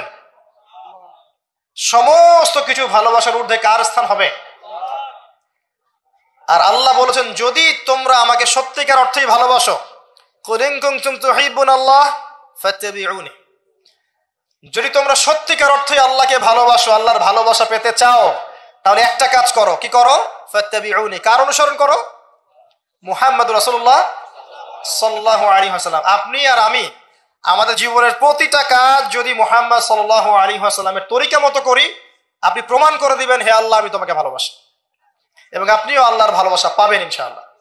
শুধু তাই নয়, শুধু ভালোবাসাই নয়, ওয়া ইয়াগফির লাকুম যুনুবাকুম, তোমাদের সমস্ত পাপ মাফ করে দেব ইনশাআল্লাহ। আল্লাহু গফুর রহিম, আল্লাহ পাক হচ্ছেন পরম করুণাময়, অসীম দয়ালু। এখন নবী সাল্লাল্লাহু আলাইহি ওয়াসাল্লামকে অনুসরণ কিভাবে করবেন? ঘুমাবেন কার মতো? রাসূলের মতো। উঠবেন কার মতো করে? ওযু করবেন কার মতো? বাথরুমে যাবেন কার মতো? বের হবেন কার মতো? নামাজ পড়বেন কার মতো করে? তিলাওয়াত করবেন কার মতো? জিকির করবেন কার তরিকায়? ব্যবসা করবেন কার তরিকায়? চাকরি বাকরি কার তরিকায় করবেন? বিভিন্ন সেক্টরে দায়িত্ব কার মতো করে পালন করবেন? একজনই আপনার উসওয়াতুল হাসানাহ, লাকাদ কানা লাকুম ফি রাসূলিল্লাহি উসওয়াতুল হাসানাহ। একজনকে আল্লাহ পাক রোল মডেল করেছেন। একজনকে কি করেছেন? Role model. তাকে ফলো করলে ইনশাআল্লাহ আপনি জান্নাতে চলে যাবেন। আর এটা কি শুধু জীবনের একটা ক্ষেত্রে করবেন, না সমস্ত ক্ষেত্রে করবেন? আল্লাহ তৌফিক দান করুন। আর নবী সাল্লাল্লাহু আলাইহি ওয়াসাল্লামকে যারা ভালোবাসেন, তাদেরকে আপনি ভালোবাসবেন। নবী সাল্লাল্লাহু আলাইহি ওয়াসাল্লামকে যারা ভালোবাসেন, তাদেরকে আপনি ভালোবাসবেন। যারা নবীকে ভালোবাসে না, তাকে কি ভালোবাসবেন? ভালোবাসার মানদণ্ড কি হবে? আল্লাহর জন্য ভালোবাসবো, আল্লাহর জন্যই ঘৃণা করব। এটা আল্লাহর জন্য কাছে আসা, আল্লাহর জন্যই দূরে যাওয়া। আরশের নিচে আল্লাহ পাক যে কয় শ্রেণীর মানুষকে আশ্রয় দিবেন, যে 7 শ্রেণীর মানুষকে, তার মধ্যে এক শ্রেণী আছে এমন 2 ব্যক্তি যারা পরস্পরকে শুধু আল্লাহর জন্য ভালোবাসে। সুবহানাল্লাহ। কেউ যদি কাউকে আল্লাহর জন্য ভালোবাসে, তার উচিত তাকে জানিয়ে দেয়া যে হে অমুক ভাই, আমি আপনাকে আল্লাহর জন্য ভালোবাসি। অমুক দিনী বোনকে বলতে পারে আমি আপনাকে আল্লাহর জন্য ভালোবাসি। 1 ভাগ ভালোবাসা দিয়ে পৃথিবী চলছে। এবার আসেন, এই দুনিয়ার জীবনে আল্লাহ পাক রিজিকের পাশাপাশি একজন আদর্শ দিলেন, উসওয়াতুল হাসানাহ দিলেন, তাকে ফলো করতে বললেন। এবং তিনি একমাত্র ব্যক্তি যাকে কবরে দেখানো হবে, প্রশ্ন করা হবে, মান হাযার রাজুল বুইসা ফীকুম। মনে রাখবেন, তিনি একমাত্র ব্যক্তি যিনি আপনার জন্য, আমার জন্য, কবিরা গুনাহগার ব্যক্তিদের জন্য কিয়ামতের মাঠে সুপারিশ করবেন। তিনি একমাত্র ব্যক্তি যিনি হাউজে কাউসারে পানি নিয়ে আমাদের জন্য অপেক্ষা করবেন। তিনি একমাত্র ব্যক্তি যার সুপারিশ আল্লাহ পাক কবুল করবেন ইনশাআল্লাহ আযজা ওয়া জাল। কিয়ামতের মাঠে যখন সবাই ইয়া নাফসি ইয়া নাফসি বলবে, তিনি একমাত্র ব্যক্তি যিনি বলবেন ইয়া উম্মতি ইয়া উম্মতি, অতএব আমরা সবাই যেন বিনা বাক্য ব্যয়ে মুহাম্মদ সাল্লাল্লাহু আলাইহি ওয়াসাল্লামকে আমাদের আদর্শ মেনে নেই এবং তার সুন্নত অনুযায়ী জীবনযাপন করার চেষ্টা করি। আল্লাহুম্মা আমিন। আল্লাহ তৌফিক দান করুন। এই দুনিয়ার জীবনে ওই এক ভাগ ভালোবাসার মধ্যে আমরা কয়েক শ্রেণীর মানুষকে ভালোবাসি। দেখেন, 1 নাম্বার পিতামাতা, তাই না? 2 নাম্বার স্ত্রী, 3 নাম্বার সন্তান সন্ততি, 4 নাম্বার আত্মীয় স্বজন, পাড়া প্রতিবেশী, এবং আমরা যে দেশে থাকি সে দেশকে ভালোবাসি না? ভালোবাসি। এই ভালোবাসাগুলো কিন্তু বৈধ। এই ভালোবাসাগুলো কি? বৈধ। এখানে একটা বিষয় বুঝতে হবে যে ভালোবাসা আর ঘৃণা করার মানদণ্ড কে দিবে? আল্লাহ এবং তার রাসূল। এই মানদণ্ডে ভালোবাসবেন। যে ভালোবাসা বা যে আবেগ আল্লাহ এবং তার রাসূলের বিধানের অনুকূলে যায় না সেটা কি করবেন? দুটো বিষয়, পবিত্র ভালোবাসা, আল্লাহ কর্তৃক স্বীকৃত বৈধ ভালোবাসা, এটা একটা। আর একটা এর বিপরীত শক্তি শয়তান কর্তৃক স্বীকৃত ভালোবাসা। আমার কথাটা একটু গভীরভাবে বোঝেন। একটা হচ্ছে আল্লাহর পক্ষ থেকে স্বীকৃত বৈধ ভালোবাসা, এর বিপরীতে হচ্ছে একটা প্রবৃত্তিগত পাশবিক দাসত্ব শয়তান কর্তৃক স্বীকৃত। কথা বুঝতে পারছেন?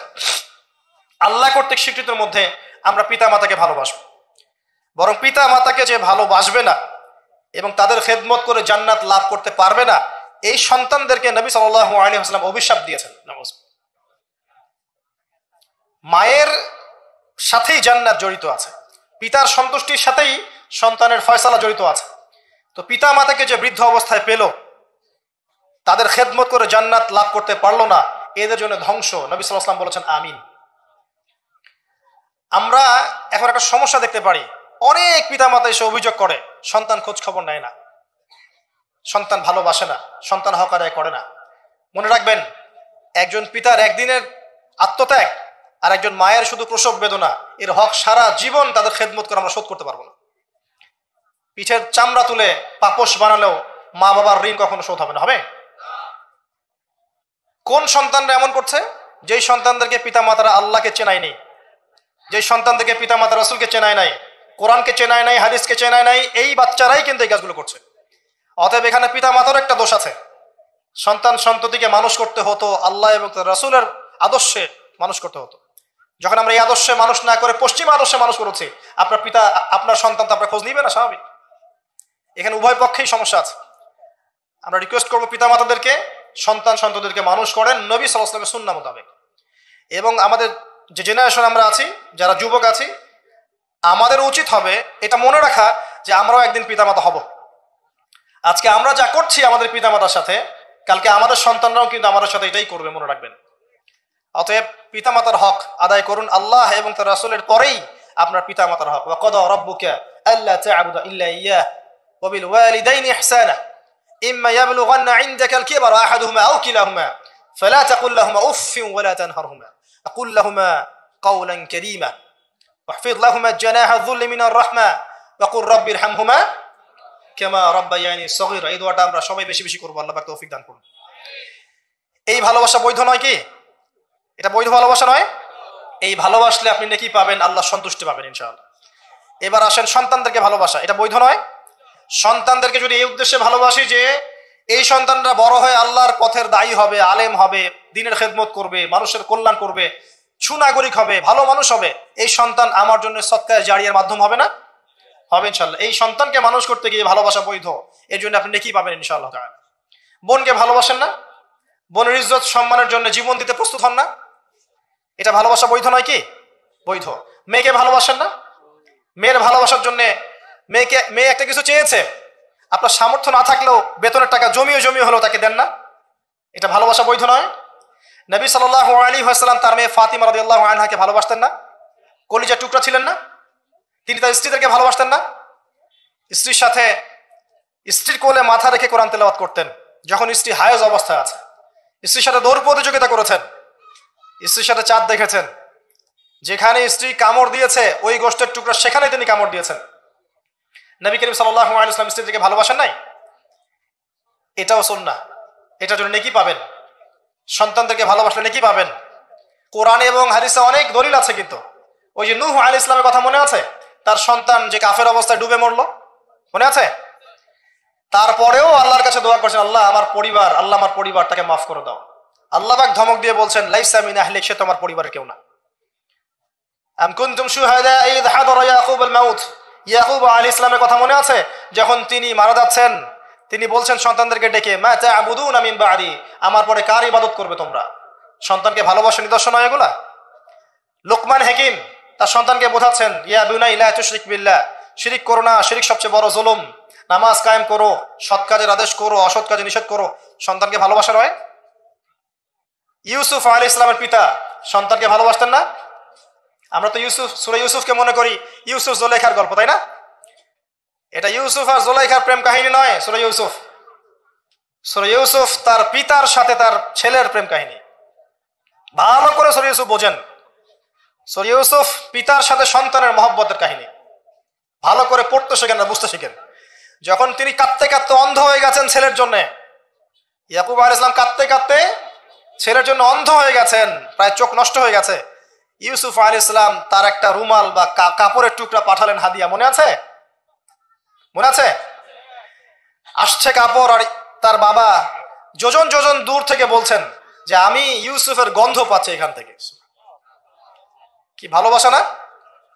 কোরআনে অনেক। মুসা আলাইহিস সালামের মা, আল্লাহ পাক বলেন মুসা আলাইহিস সালামকে ভাসিয়ে দিতে, বাচ্চা মুসা ভাষাতে, সিন্ধুকে ভাষাতে তার হৃদয়টা ব্যাকুল হয়ে যাচ্ছে। আল্লাহ পাক তার কলবটা শান্ত করলেন, ওয়াহি করলেন, ভাসিয়ে দাও।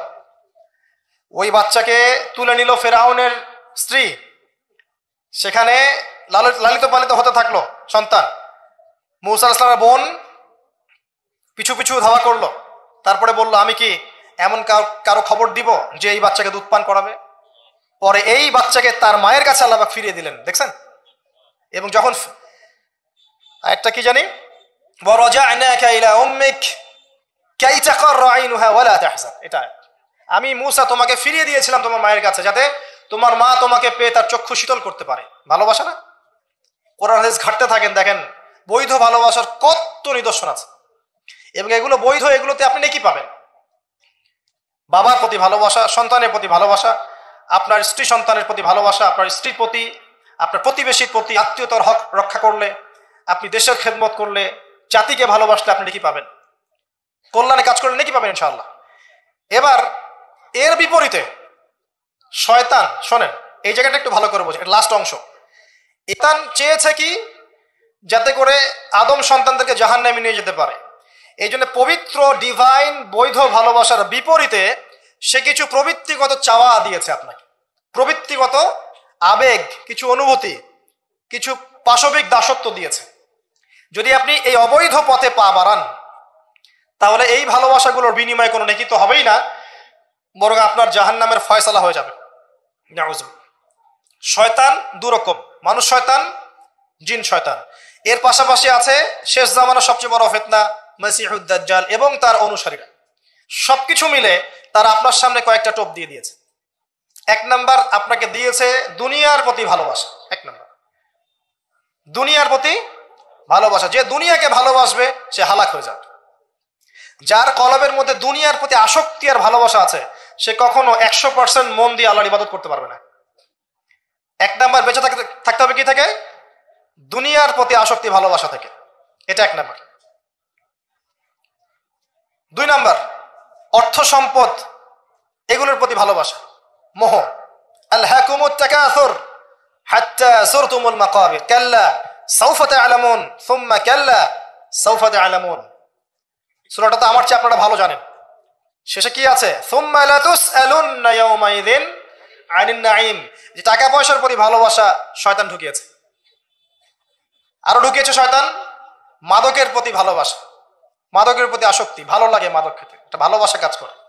ঢুকিয়েছে মিউজিকের প্রতি ভালোবাসা, হারাম মিউজিকের প্রতি ভালোবাসা, ভালো লাগে, মন নাকি শান্ত হয়। আর সবচেয়ে ডেঞ্জারাস যেটা ঢুকিয়েছে সেটা হচ্ছে এমন মেয়ের প্রতি আসক্তি, এমন নারীর প্রতি আসক্তি যে আসক্তিটা আল্লাহ পাক হালাল করেন নাই, অর্থাৎ গায়রে মাহরাম মেয়ের প্রতি আসক্তি। এটা এক নাম্বার, কারণ আল্লাহ পাক সূরা আলে ইমরানে বলেছেন যুয়িনা লিন-নাস হুব্বুশ শাহাওয়াতি মিনান নিসা। যে কয়টা বিষয়ের প্রতি মানুষের আসক্তি থাকে তার প্রথমটা হচ্ছে নিসা বা মহিলা, পরে অন্যান্য টাকা পয়সা, ধন দৌলত, সোনা চাঁদি এগুলো পরে। আর এটাকে শয়তান সবচেয়ে বড় অস্ত্র হিসাবে ইউজ করেছে।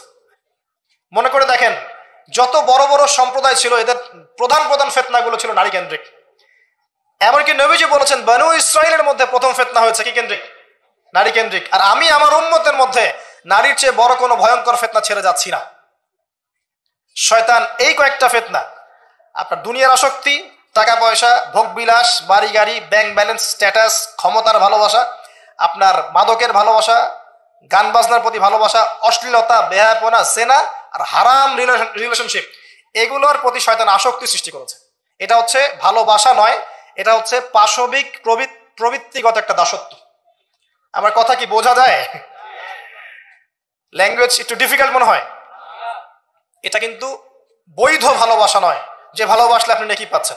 দুনিয়ার প্রতি আসক্তি থাকলে নেকি পাবেন, পিতা মাতাকে ভালোবাসলে নেকি পাবেন। টাকা পয়সা, ব্যাংক ব্যালেন্স, বাড়ি গাড়ির প্রতি আসক্তি, মোহ থাকলে নেকি পাবেন, ফিতনায় পড়ে যাবেন। কিন্তু আপনি সন্তানকে ভালোবাসলে নেকি পাবেন। একটা হারাম মেয়েকে ভালোবাসলে নেকি পাবেন, আপনি স্ত্রীকে ভালোবাসলে নেকি পাবেন।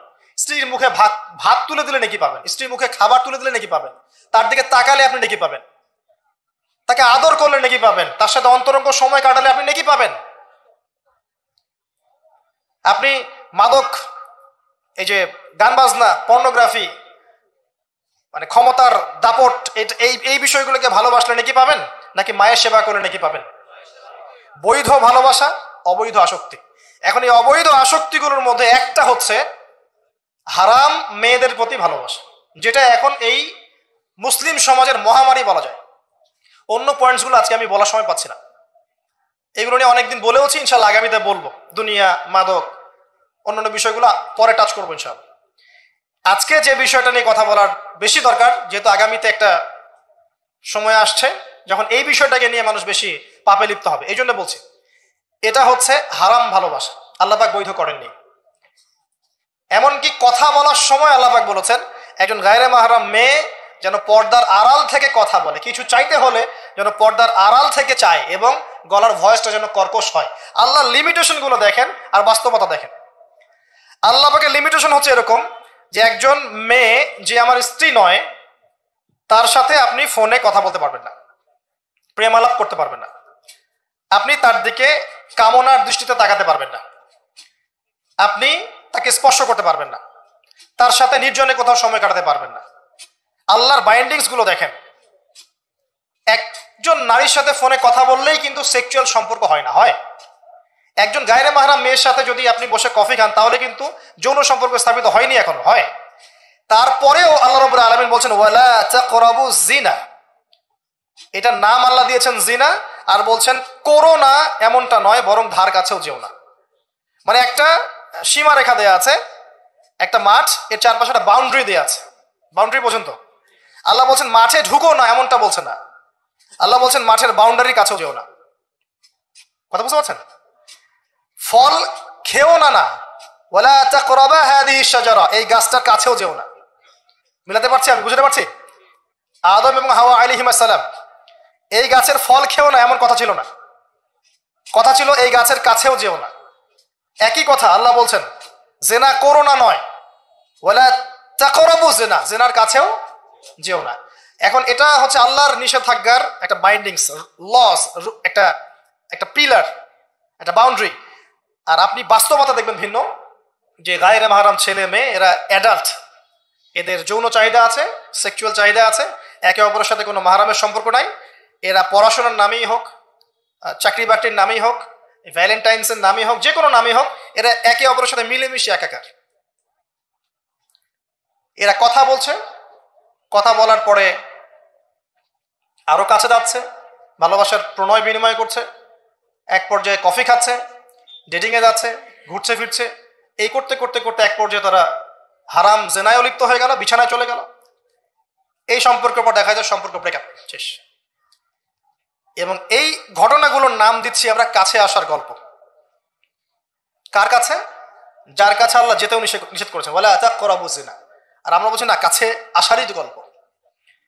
কাছে আসার গল্প হতে পারে মায়ের সাথে, মায়ের কাছে আসার গল্প হতে পারে, স্ত্রীর কাছে আসার গল্প হতে পারে, আমার সন্তানের কাছে আসার গল্প হতে পারে, দেশের কাছে আসার গল্প হতে পারে। কিন্তু হারাম জেনার কাছে আসার কোনো গল্প হতে পারে না। কি হতে পারে? জাহান্নামের উপন্যাস হতে পারে। কি হতে পারে? জাহান্নামের আমল নামার একটা উপন্যাস হতে পারে। উপন্যাস বুঝেন না? আল্লাহ পাক এই যে কিয়ামতের মাঠে আমল নামা ছুঁড়ে দিবেন, ছুঁড়ে দিয়ে আমল নামায় ঘুরতে থাকবে, কারো ডান হাতে কারো বাম হাতে। যার হাতে আমল নামা আসুক না কেন, যে হাতে আসুক না কেন, আল্লাহ পাক সবাইকে একটা কথা বলবেন, ইকরা কিতাবাক, তুমি তোমার কিতাব পড়ো, কাফা বিনাফসিকা আল-ইয়াওমা আলাইকা হাসিবা, আজকে তুমি তোমার হিসাব নেওয়ার জন্য যথেষ্ট। আমরা সবাই একটা করে উপন্যাস লিখছি, আমরা সবাই একটা করে উপন্যাস লিখছি আমল নামার আমাদের কাজের মধ্য দিয়ে। আর এর চেয়ে ভয়ঙ্কর বিষয়টা হচ্ছে এই উপন্যাসটা আপনাকে পড়তে বলা হবে সবার সামনে। আমার কথা বলে বোঝা যায় না? আমরা একটা গল্প লিখছি আমল নামায়, উপন্যাস লিখছি, যার একটা মোমেন্ট বাদ যাচ্ছে না। এই যে এখন আমরা বসে আছি, এটা আপনার উপন্যাস উঠে গেছে, আমল নামা উঠে গেছে। মাফ করবেন যদি কালকে আবার দেখেন যে আমল নামাকে উপন্যাস বলে যা ব্যাখ্যা করলাম তোহা, এবার এই শব্দ দিয়ে আবার তুল কালাম করে ফেলেন। এটা বুঝানোর জন্য বলেছি, যুব সমাজ উপন্যাস বোঝে, এই জন্য বলেছি। যুবকরা উপন্যাস বোঝেন না? আপনারা বিভিন্ন উপন্যাস পড়েছেন, যারা জেনারেল লাইনে পড়েছেন অনেক উপন্যাস পড়েছেন, এই জন্য বললাম বুঝানোর জন্যে আমল নামা কখনো উপন্যাস নয়। যে আপনি আর আমি একটা উপন্যাস লিখছি, নিজের গল্প নিজেই লিখছি, নিজের কাজের মধ্য দিয়ে নিজের উপন্যাস নিজেই লিখছি। এবং এটার মধ্যে সবচেয়ে ভয়ঙ্কর কথা হচ্ছে এইটা সবার সামনে আমাকে পড়ে শোনাতে হবে। আমরা কি পারবো এই জেনা, এই মাদক, এই পর্নোগ্রাফি, হারাম, জুয়া, ক্যাসিনো, অন্যায়, অত্যাচার, বেনামাজি, দুর্নীতি, ঘুষ, সুদ, এইগুলোর সব কথা সবার সামনে পড়ে শোনাতে? আমি কি পারবো আদৌ? আমরা কি প্রস্তুত? পড়তে কিন্তু হবেই ভাই, সবাইকে পড়তে হবে, আলেম জালেম কাফের মুশরিক মুনাফিক সবাইকে পড়তে হবে। ইকরা কিতাবাক এক বচনে এসেছে, মানে এক একজন মানুষকে আল্লাহ পাক বলছেন যে তুমি তোমার বই পড়ো, তোমার কিতাব পড়ে শোনাও, কাফা বিনাফসিকা আল-ইয়াওমা আলাইকা হাসিবা, আজকে তুমি তোমার হিসাব নেওয়ার জন্য যথেষ্ট। আল্লাহ পাক আমাদেরকে কথার গভীরতা বোঝার তৌফিক দান করুন। এই হারাম জিনিসগুলোর মধ্যে সবচেয়ে ডেঞ্জারাস এই ফ্রি মিক্সিং। ফ্রি মিক্সিং কি জিনিস? একজন বেগানা মেয়ে একজন বেগানা ছেলের সাথে মিক্স ঘুরবে। এখন আপনি কথাগুলো মনে হচ্ছে রূপকথার মতো মনে হবে, কারণ বাস্তবতার সাথে কোনো মিল নাই। বাস্তবতায় আপনি গিয়ে দেখবেন যে স্কুলে পড়ছে মাশাআল্লাহ গায়রে মাহারাম ছেলে মেয়ে, এবং নাম দিচ্ছে এরা friends, just only friends, friends only, বন্ধু, ক্লাসমেট। কিন্তু এর বয়স মাশাআল্লাহ 16, এর বয়স 20, বা এর বয়স 15, এর বয়স 18। উভয়ের যৌন চাহিদা হয়েছে বালেগ এবং বালেগা। এই বয়সে আসার আরো 5-6 বছর আগে সে বালেগা হয়ে গেছে, এবং তারা কিন্তু আলাদা আলাদা সেকশনে পড়ছে না। এমন যদি হতো মেয়েদের আলাদা স্কুল, মেয়ে টিচার, মেয়েরা পড়ছে, কোনো সমস্যা নেই, টোটালি বৈধ এবং সুন্দর, ভালো সিস্টেম। ছেলেদের আলাদা স্কুল কলেজ, ছেলেরা আলাদা পড়ছে, আলাদা, কোনো সমস্যা নেই। সমস্যা কোথায়? যখন এক ছাদের নিচে আমি সবাইকে বসিয়ে দিয়েছি এবং এরা একে অপরের সাথে মিক্স করছে। মিক্স, যেখানে আল্লাহ বলছেন কাছেও যেও না, এরা কথা বলছে, নোট এক্সচেঞ্জ করছে, একে অপরের সাথে গ্রুপ স্টাডি করছে, কফি খাচ্ছে, দেখা সাক্ষাৎ করছে, ডেটিং করছে, একে অপরের সাথে যৌন মিলনও করছে, একে অপরের সাথে বসে পর্ন দেখছে, যৌন মিলন করছে, সেক্সুয়াল সম্পর্ক স্থাপন করেছে, এবং মানুষ বুঝাচ্ছে এদেরকে এই সম্পর্কটা বৈধ, ভালো সম্পর্কটা পবিত্র, পরে বিয়ে করে নিলেই হয়ে গেল। এই হচ্ছে এটা বাস্তবতা। বাস্তবতার সাথে ওয়ালা তাকরাবু জিনা আয়াতের কোনো মিল আছে? বাস্তবতা এক জায়গায়, কোরআন এক জায়গায়। এরপরে দাবি করছে আমরা মুসলিম, স্টিল আমরা দাবি করছি আমরা মুসলিম। এবং এই ফ্রি মিক্সিং এর ফলে শত শত যুবক যুবতীর ইজ্জত চলে গেছে। শত শত না, সংখ্যাটা সহস্র লক্ষ হবে, আরো বেশি হতে পারে, আল্লাহু আ'লাম। এগুলো তো প্রকাশ্য, গোপনে যে কত কি হচ্ছে আপনি তো জানেন না। যে সন্তান, যে মেয়েটাকে আপনি ছোট মনে করছেন, অলরেডি যে সে কতগুলো ছেলেকে এভাবে ছেলে বদল করতে করতে করতে করতে করতে করতে এই জায়গায় আসছে আপনি জানেনই না। যে ছেলেটাকে আপনি ছোট্ট মনে করছেন, এ যে কতগুলো গার্লফ্রেন্ড চেঞ্জ করতে করতে এই জায়গায় আসছে আপনি জানেন না। এবং এগুলোকে সে মনে করছে পবিত্র সম্পর্ক, কোনো সমস্যা নাই। কোনো কোনো ক্ষেত্রে দেখা যায় হিন্দু মুসলিম তারাও প্রেম করছে, বন্ধু বান্ধব, এবং তার কনসেপ্টটা হচ্ছে এমন যে সমস্যা নাই, পরে বিয়ে করে নিব, এটা চলছে। এবং এদেরকে আমরা উস্কে দিব এভাবে যে 14 ফেব্রুয়ারিতে তোমরা অবাধে মেলামেশা করতে পারো, কোনো সমস্যা নেই, বরং এটা হচ্ছে তোমাদের মত প্রকাশের স্বাধীনতা। এবং আমরা এটাও বুঝাবো ওদেরকে যে যারা এগুলোর বিরুদ্ধে বলবে তারা মৌলবাদী, তারা সমাজের উন্নতি অগ্রগতি প্রগতি চাচ্ছে না, তারা চাচ্ছে না তোমরা এগিয়ে যাও, বরং তারা তোমাদেরকে পিছিয়ে দিতে চাচ্ছে। কোথায় এগিয়ে নিচ্ছি আমরা এদেরকে? আমি জানি কোথায় নিচ্ছেন, এক্স্যাক্টলি বলতে পারবো কোথায় নিচ্ছেন। ইলাল নার, জাহান্নামের দিকে, জাহান্নামের দিকে এগিয়ে নিচ্ছেন, আর কোনো দিকে নয়। আসেন, এই মিক্সিংটা এখানে শেষ হলো না। এরপরে যখন সে কলেজ লাইফে গেল, সেখানেও দেখবেন সেম দৃশ্য, একই অবস্থা। দেখা যায় কলেজে মাঝে মাঝে আন্দোলন হয় না, হয় না? আন্দোলনে দেখবেন যে ছেলে মেয়ে একসাথে, ছেলের কাঁধে, মেয়ের কোলের মধ্যে ছেলে মাথা দিয়ে স্লোগান দিচ্ছে, মনে হচ্ছে যেন স্ত্রী। সুবহানাল্লাহ। হ্যাঁ, দেখবেন বিভিন্ন আন্দোলনের সময় দেখবেন কলেজ কলেজ বিশ্ববিদ্যালয়গুলোতে, আমরা তো পড়েছি, আমরা তো বলতে পারবো, আন্দোলন হচ্ছে, বান্ধবী বসে আছে, বান্ধবীর কোলে মাথা দিয়ে বন্ধু, মনে হচ্ছে যেন স্ত্রী। স্ত্রী না পাবলিক প্রপার্টি, আল্লাহ ভালো জানে। তা পাবলিক প্রপার্টি যে কেউ ভোগ করতে পারে। এটা কলেজে শেষ থাকলো না, ইভেন স্কুল কলেজের মধ্যে দেখবেন যে আপনি টিচার একজন পড়াচ্ছেন, পুরুষ টিচার, এর চারপাশে মেয়েরা গোল করে বসে আছে ব্যাচ, পুরুষ টিচার মেয়েদের ব্যাচ পড়াচ্ছেন, মেয়েরা সবাই তার গায়ের মাহরাম। দর্শনটা এখানে এরকম না, এরা এরা তো আমার মেয়ের মতো, এরা তো আমার মেয়ের মতো, জাস্ট এইভাবে, তুমি তো আমার মেয়ের বয়স। কথা বুঝতে পারছেন? তুমি তো আমার মামনির মতো, আর ওই মেয়েকে বোঝানো হচ্ছে টিচার তোমার বাবার মতো।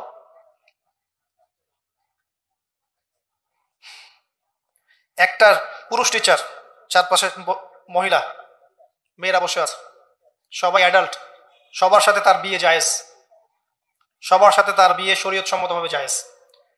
তারপরে একটা ফিলোসফি, দর্শন ঢুকিয়ে দিয়ে তুমি তো আমার মেয়ের মতো, অহরহ মেয়েদের ইজ্জত হারাচ্ছে, অহরহ। আপনারা সেকুলার পত্রিকাগুলো এবং মিডিয়াগুলো ঘাটতে থাকেন, দেখেন কি পরিমাণে ছাত্রীদেরকে টিজিংটা বেড়েছে, কি পরিমাণে বেড়েছে।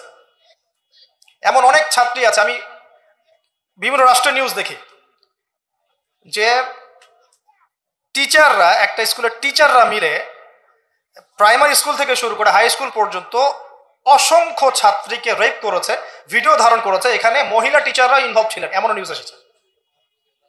এবং অ্যাসিড দিয়ে মুখ ঝলসে দেওয়ার ভয় দেখিয়ে কাজ করা হয়েছে দীর্ঘদিন ধরে, ভয়ে মেয়েরা কিছু বলতে পারে নাই।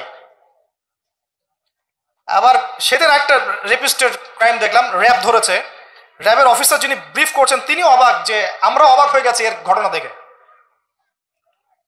সে রেপিস্ট কিন্তু মুসলিম না, ভাগ্যিস সে অন্য ধর্মের না, যদি মুসলিম হতো তাহলে এটা নিয়ে আবার প্রচারণা শুরু হয়ে যেত। আমি তার ধর্মের নাম বলবো না, আমি জানি তার ধর্ম এটা শিক্ষা দেয় না, যেভাবে ইসলাম এটা শিক্ষা দেয় না, অন্য ধর্ম এটা শিক্ষা দেয় না।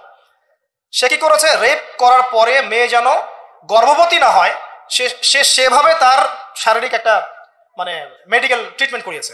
আমি জানি না আসলে, আমি এইসব বিষয়ে খুব একটা ভালো জানি না। এমন এমন এমন কিছু পদ্ধতি এখন নাকি বের হয়েছে যে যৌন সম্পর্ক স্থাপন করলেও কনসেপ্ট করবে না, ছেলে তার মধ্যে সেটা করিয়েছে, যাতে সে গণহারে রেপ করতে পারে, একটার পর একটা, একটার পর একটা, কেউ প্রেগনেন্ট না হয়। র্যাবের অফিসার ব্রিফ করছেন, দেখেন ভিডিও, ফ্রি মিক্সিং। যেখানে যাবেন, কলেজে আপনি যাবেন, আবার দেখবেন কখনো কখনো যে ছেলেদের ব্যাচ পড়াচ্ছে মহিলা টিচার, ছেলেদের ব্যাচ মহিলা টিচার, তুমি তো আমার ছেলের মতো, আর তাকে শেখানো হচ্ছে যে সে তো তার মায়ের মতো।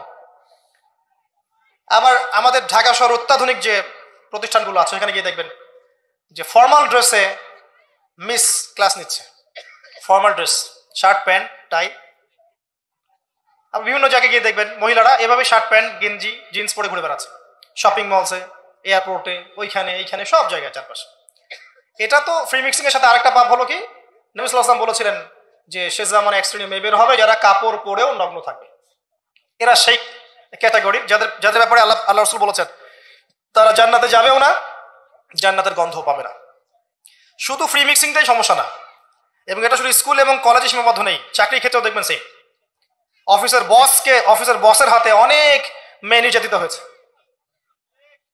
বেতন বেশি দেওয়ার কথা বলে, প্রমোশন দেওয়ার কথা বলে। আর মেয়েরা তো একটু অবলা জাতি হয়, তারা একটু অবলা হয়, তাদের একটু মায়া মহব্বত বেশি থাকে, ইমোশনটা বেশি থাকে, তারা খুব বেশি কনভিন্স হয়ে যেতে পারে। ভালো স্বপ্ন দেখিয়ে, রঙিন রঙিন স্বপ্ন দেখিয়ে তাদের কত মানুষ ইজ্জত নষ্ট করে ফেলেছে আল্লাহ ভালো জানেন। এরপরেও দেখবেন, এই সমস্যার পরেও দেখবেন তার উপরে আবার আছে পর্নোগ্রাফি। মানে মানুষ রাতের বেলা শুয়ে শুয়ে নগ্ন মুভিজ দেখছে আর দেখছে দেখছে আর দেখছে, এটাকে উপরের লেভেল থেকে বন্ধ করার কোনো প্রয়াস নেওয়া হয়নি এখন পর্যন্ত। এমন অনেক কান্ট্রি আছে এই বিশ্বের মধ্যে যারা কিন্তু ইন্টারনেট সেকশনটাকে নিয়ন্ত্রণ করে। সব সাইট আমার দেশে চলতে পারবে না। ইভেন আমরা যে হারে ফেসবুক চালাই, চাইনিজরা কিন্তু এভাবে চালায় না। ওদের সামাজিক যোগাযোগ আলাদা মাধ্যম আছে, জানেন? সব জায়গায় একটা রেস্ট্রিক্টেড ব্যবস্থা আছে। পর্নোগ্রাফি যেগুলো দিয়ে ব্লু ফিল্মস দেখানো হয় সারা দেশের মানুষকে, একটা জাতির মানুষকে, এটা তো অ্যাটলিস্ট বন্ধ করা যেত। আর এটা বন্ধ করাটা তো নিঃসন্দেহে কোনো মৌলবাদী কাজ নয়, সন্ত্রাসী কাজ নয়, জঙ্গিবাদী কাজ নয়, তাই কি? এটা যখন আপনি দেখছেন সারাদিন ধরে, সারা রাত ধরে, এই ছেলেমেয়েটা ম্যাক্সিমামই আসক্ত এগুলোতে। ইভেন এখন মেয়েরাও এগুলো দেখে। আপনি সেকুলার মিডিয়াগুলো রিপোর্টগুলো দেখেন, তারাই বলছে এগুলো। স্কুলে গিয়ে মেয়েদের ইন্টারভিউ নিচ্ছে, তোমরা কি এটা দেখো? মেয়েরা বলছে যে হ্যাঁ আমরাও দেখি, আমরা কথাবার্তা বলি যে নতুন একটা আইটেম আসছে, এটা দেখ, এভাবে তারা কথা বলছে বসে ক্লাসের মধ্যে। তো যখন ছেলে মেয়েরা এগুলো অবাধে দেখবে, যুবক যুবতী কিশোর কিশোরীরা, এরপরে আবার ফ্রি মিক্সিং, তার উপরে আবার বেহায়াপনা, নগ্নতা, পোশাক আশাকের পর্দার বালাই নাই, তখন আপনি চিন্তা করেন সমাজটা কি হইতে পারে। আবার এগুলোকে আমরা দিবসের মধ্য দিয়ে উৎসাহিত করছি, কাছে আসার গল্প, আসো আরো জানা করো। কোথায় ইসলাম আর কোথায় কোরআন আর কোথায় সেই পর্দা, কোথায় কি? আর ওই যে দেখেন একটা মেয়ে মুস্কান, ও তার নেকাব খুলবে না, 200-300 কুকুরের সামনে বলছে আল্লাহু আকবার। তো জান্নাত আসলে কাদের জন্য? এই অবস্থায় যদি আমরা কেউ খাস পর্দা করছি, এখন যারা আবার খাস পর্দা করছি তাদেরকে আবার বাঁকা চোখে তাকানো হচ্ছে, আবার কাউন্টার। এমনি তো চলছে এগুলো, আরো উপর আবার কাউন্টার। মানে একটা জায়গা বাকি রাখছে না শয়তান আপনাকে ফিতনায় ফেলার জন্য। এই অবস্থায় কেউ যদি পর্দা করতে যায়, ওকে আবার বাঁকা চোখে তাকানো হচ্ছে। এ তো ভালো সুবিধার মনে হচ্ছে না? তোমার বোরখার নিচে কি বোমটম আছে নাকি? সাইকোলজিক্যাল আক্রমণ। বোরখা পরে যাচ্ছে স্কুল কলেজে, টিচাররা কেমন করছে, তার সাথে কেমন যেন আচরণ করছে। এটা কেন পড়ছো? মুখটা খোলো, নাহলে পরীক্ষা দিতে দেবো না। এগুলো চলছে। এরপরেও আরো আছে বিভিন্ন beauty contest, media, movies, cinema, এইসবের মধ্য দিয়ে ঘরে ঘরে ঢুকিয়ে দিয়েছি যে এই ফ্রি মিক্সিং, বেহায়াপনা, নগ্নতা, এটাই প্রগতি, এটাই উন্নতি, এটা অগ্রগতি। ইভেন আমাদের ছোট ছোট বাচ্চারা এগুলো দেখে দেখেই বড় হচ্ছে এখন। জানি না ওরা আবার কোন জেনারেশন হয়ে গড়ে ওঠে, আল্লাহ ভালো জানে। এর উপরে এসেছে সেলফি এবং ছবি ভিডিওর একটা বুদ্ধি প্রতিবন্ধী জেনারেশন।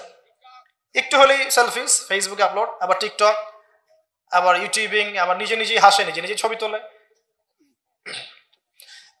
আর অনলাইনটা অ্যাভেলেবল হয়ে গিয়ে সবার হাতে হাতে স্মার্টফোন যখন গিয়েছে, তখন এগুলো আপলোডিংটা খুব বেশি হচ্ছে। আপলোডিং, আগে ঘটনা ঘটতো সবাই জানতে পারতো না, এখন ঘটলে সারা দুনিয়ার মানুষ এক মুহূর্তে জেনে ফেলবে। তখন একটা খারাপ ভিডিও সবার হাতে হাতে, ঘরে ঘরে। এবার এই হারাম ভালোবাসা, এটা ভালোবাসা বলার অপরাধ হবে, এই হারাম প্রবৃত্তির এই নগ্ন দাসত্ব, এই দাসত্বটাকে ভালোবাসার নাম দিয়ে আল্লাহর নাজিলকৃত পবিত্র ভালোবাসাকে চ্যালেঞ্জ করা হয়েছে। এবং বিভিন্ন মানুষ, সমাজের বিভিন্ন শ্রেণীর মানুষকে এই হারামের দিকে ধাবিত করা হয়েছে, যাতে সবাই জান্নাতের কাছে না বরং জাহান্নামের কাছে আসতে পারে। এই হলো অবস্থা। এখন এই অবস্থায় আল্লাহ রাব্বুল আলামিন মুমিনদের জন্য সলিউশন দিয়েছেন সূরা নূরের মধ্যে। কুল লিল মুমিনিন ইয়াগুদ্দুনা মিন আবসারিহিম ওয়া ইয়াহফাযু ফুরুজাহুম, এটা পড়ে আছে আপনার কোরআনে। মুমিন পুরুষদেরকে আপনি বলুন, হে নবী, তারা যেন চক্ষু নিচু রাখে এবং তাদের লজ্জাস্থানের হেফাজত করে। মুমিন নারীদেরকে আপনি বলুন যেন তারা তাদের লজ্জাস্থানের হেফাজত করে, চোখ নিচে রাখে, এবং তারা এই মানুষদের ছাড়া অন্য কারো সামনে যেন না যায়, এবং জিনাত, হিজাব তারা যেন অবলম্বন করে। এটা আল্লাহর আদেশ। Only Quran, only hadith and only Islam can solve this problem. কোরআন, সুন্নাহ এবং ইসলাম ছাড়া কেউ এই সমস্যা সলভ করতে পারবে না। এখানকার সলিউশন এগুলা। প্রথমত তারবিয়াত দিতে হবে ছোট থেকেই, তার উপরে নিয়মিত ইমানের চর্চায় রাখতে হবে, তার উপরে ছেলে মেয়েদেরকে পর্দা বোঝাতে হবে, ছোট থেকেই মেয়েদেরকে পর্দায় রাখতে হবে। তারপরেও যদি বড় হয়ে এদের মধ্যে খারাপ চিন্তা আসে, চোখ নিচু করতে হবে। যেগুলো অশ্লীল সেগুলো ধার কাছে যাওয়া যাবে না। দ্রুত এদের বিয়ের ব্যবস্থা করতে হবে যাতে ওরা পবিত্র লাইফ লিড করতে পারে। তারপরে দেখবেন আস্তে আস্তে কিছুটা হলেও, 100% না হলেও কিছুটা হলেও আপনি ফিতনা থেকে দূরে রাখতে পারেন।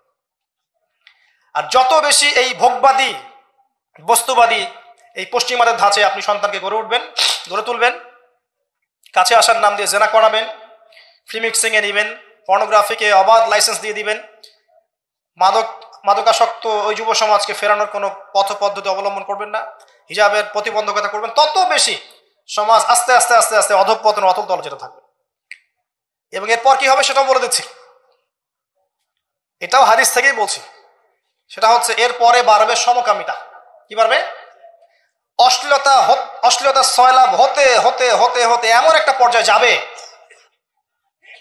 বেশিরভাগ মানুষই যাবে আল্লাহর বান্দারা বাদ দিয়ে, যখন দেখবেন মেয়েদের প্রতি আসক্তি কমে যাবে ছেলেদের একটা পর্যায়ে গিয়ে, এবং ছেলের সাথে জেনা করা শুরু করবে, যেটা শুরু হয়ে গেছে বিগত 20-30-40 বছর থেকে দেশেও, এবং সমকামীদের সংগঠন পর্যন্ত আছে দেশে।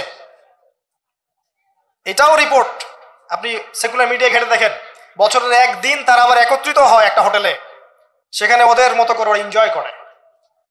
কওমে লূত, নবী সাল্লাল্লাহু আলাইহি ওয়াসাল্লাম বলেছিলেন, আমি ভয় পাই আমার উম্মতের মধ্যে কয়েকটা জিনিস, একটা হচ্ছে গোপন শিরক, একটা হচ্ছে আমার উম্মত মূর্তি পূজা করবে, আর একটা হচ্ছে আমার উম্মতের মধ্যে সমকামিতা ছড়িয়ে পড়বে। আর এই সমকামীদেরকে আল্লাহ পাক জমিনটা তুলে আকাশে পাথর বর্ষণ করে আবার দাবিয়ে দিয়েছিলেন। কওমে লূত এই জর্ডানের ডেড সি, মৃত সাগরের পাশে এরা থাকতো। সেই সম্প্রদায়ের কাছে আল্লাহ পাক লূত আলাইহিস সালামকে পাঠিয়েছিলেন। এত বড় মনের নবী ছিলেন তিনি, সম্প্রদায়ের মানুষকে পাপ থেকে বাঁচানোর জন্য বলছেন যে হাউলাই বানাতি ইন কুনতুম ফাইলিন, তোমাদের যদি প্রবৃত্তির চাহিদা থেকে থাকে আমার মেয়েদের মধ্য থেকে বিয়ে করে নাও, তাও ভালো থাকো। তারা বলছে, তুমি লূত নিজেকে পবিত্র মনে করতে চাও? তুমি তো জানো যে আমরা কি চাচ্ছি। যখন জিবরাইল এবং মিকাইল আলাইহিস সালাম এসেছেন পুরুষের রূপে, বালকের রূপে, সুদর্শন, ওই সমকামিতা ছড়িয়ে পড়েছে এখন আমাদের এখানে। আর আপনি বিশ্বের যে বড় বড় রাষ্ট্রগুলোর দাসত্ব করেন, ওদের দেশে সমকামিতা বৈধ। আর যেখানে এটা বৈধ হবে সেখানে ওই লূত আলাইহিস সালামের কওমের মতোই শাস্তি আসবে ইনশাআল্লাহ, কোনো সন্দেহ নেই। দেখবেন ওই জায়গাটা মাটিতে ধসে যাবে ইনশাআল্লাহ। আর এটা হাদিসেও এসেছে, আমাদের আগে 3টা বড় বড় ভূমিকম্প হবে, একটা পূর্ব দিকে, একটা পশ্চিমে, একটা পৃথিবীর মাঝখানে। আর পশ্চিম বলতে আমি বুঝি পশ্চিমা সভ্যতা। এটা ভূমিকম্পে ধসে যাবে ইনশাআল্লাহ আযজা ওয়া জাল।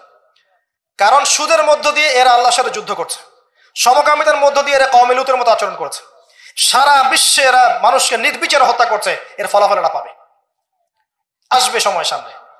আমাদের পয়েন্ট আজকে এটাই, এই নারী পুরুষের অবাধ এই জেনাটা যদি আপনি ঠেকাতে না পারেন, এক পর্যায়ে সমকামিতায় চলে যাবে, মানুষ বাড়তে থাকবে এক পর্যায়ে।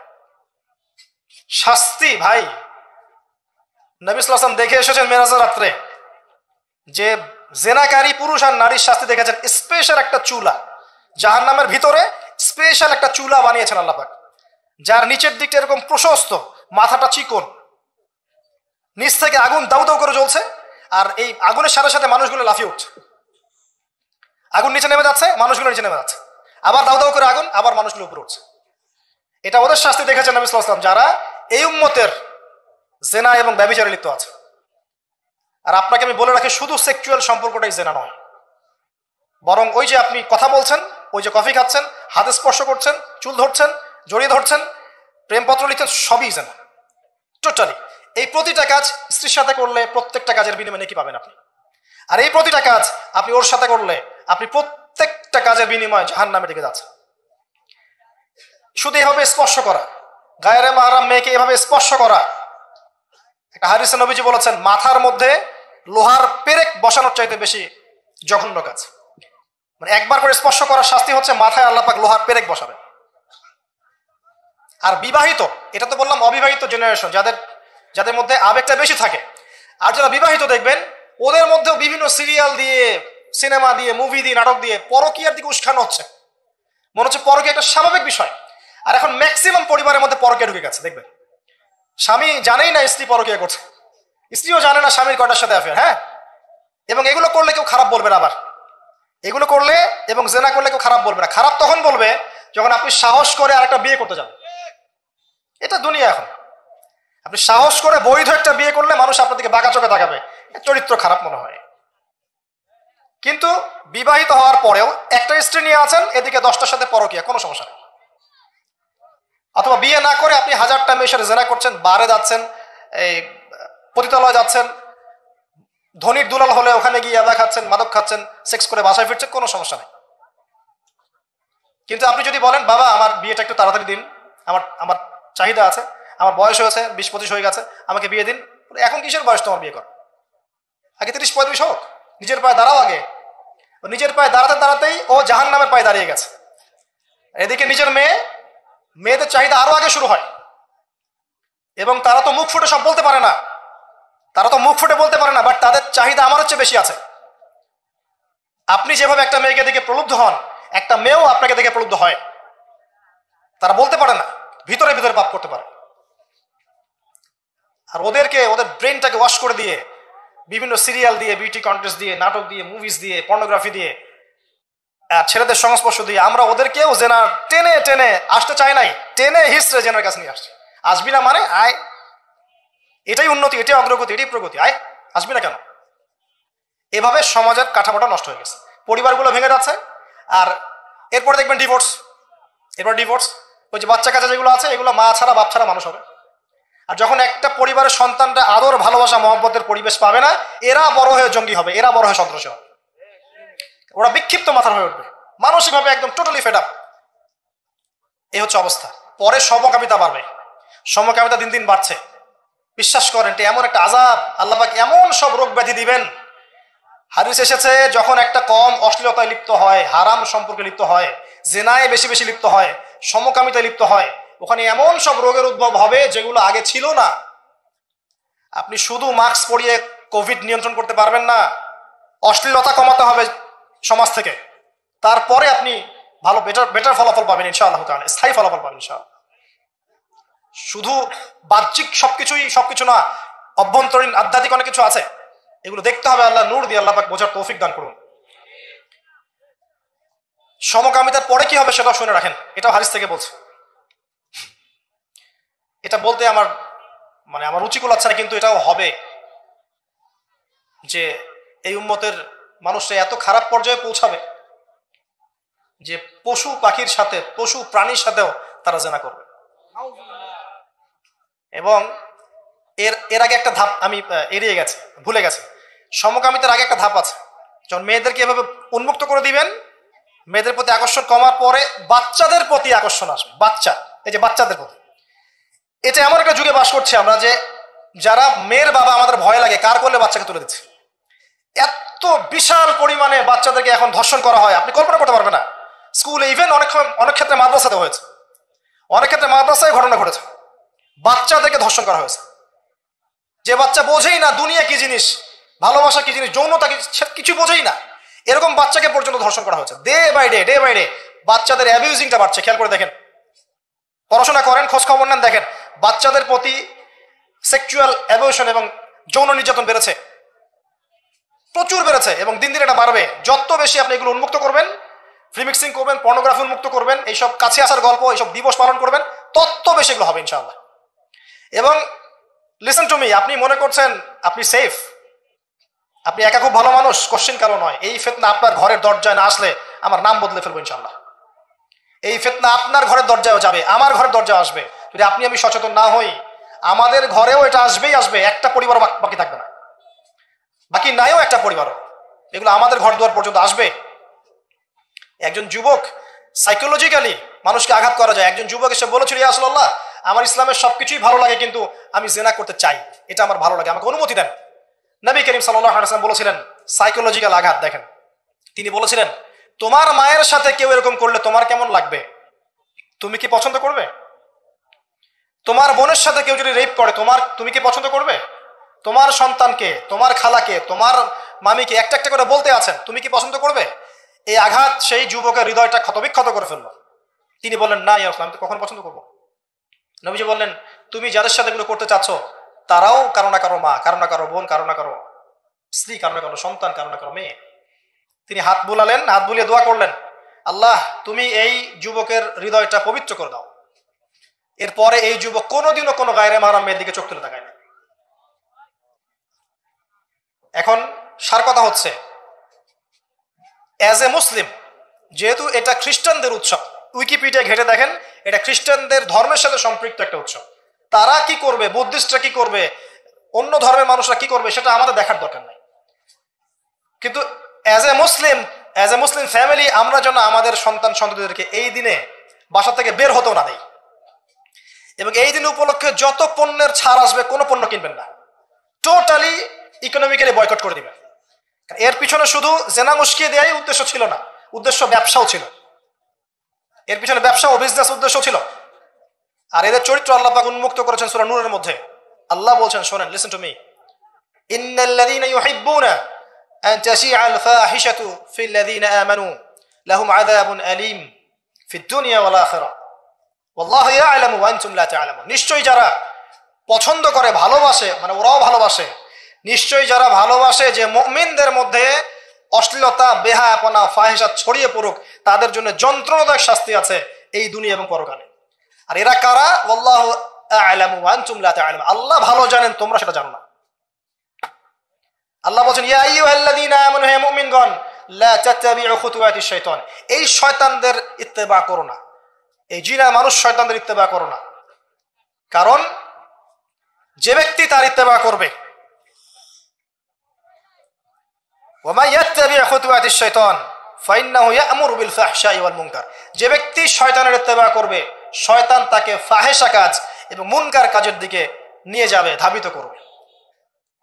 আল্লাহ পাক আরো বলেছেন যে ওয়ালাউলা ফাদলুল্লাহি আলাইকুম, যদি তোমাদের উপরে আল্লাহর রহমত, অনুগ্রহ, ফজল না থাকতো, ওয়া রাহমাতুহু, তার রহমত না থাকতো, মা যাকা মিনকুম মিন আহাদিন আবাদা, তোমাদের মধ্যে কেউ কোশ্চিন কালেও পবিত্র হতে পারতো না। এটা আল্লাহর অনেক দয়া যে আল্লাহ পাক আমাদের প্রতি দয়া করেছেন, রহম করেছেন, তওবা করে পবিত্র হওয়ার পথ করে দিয়েছেন।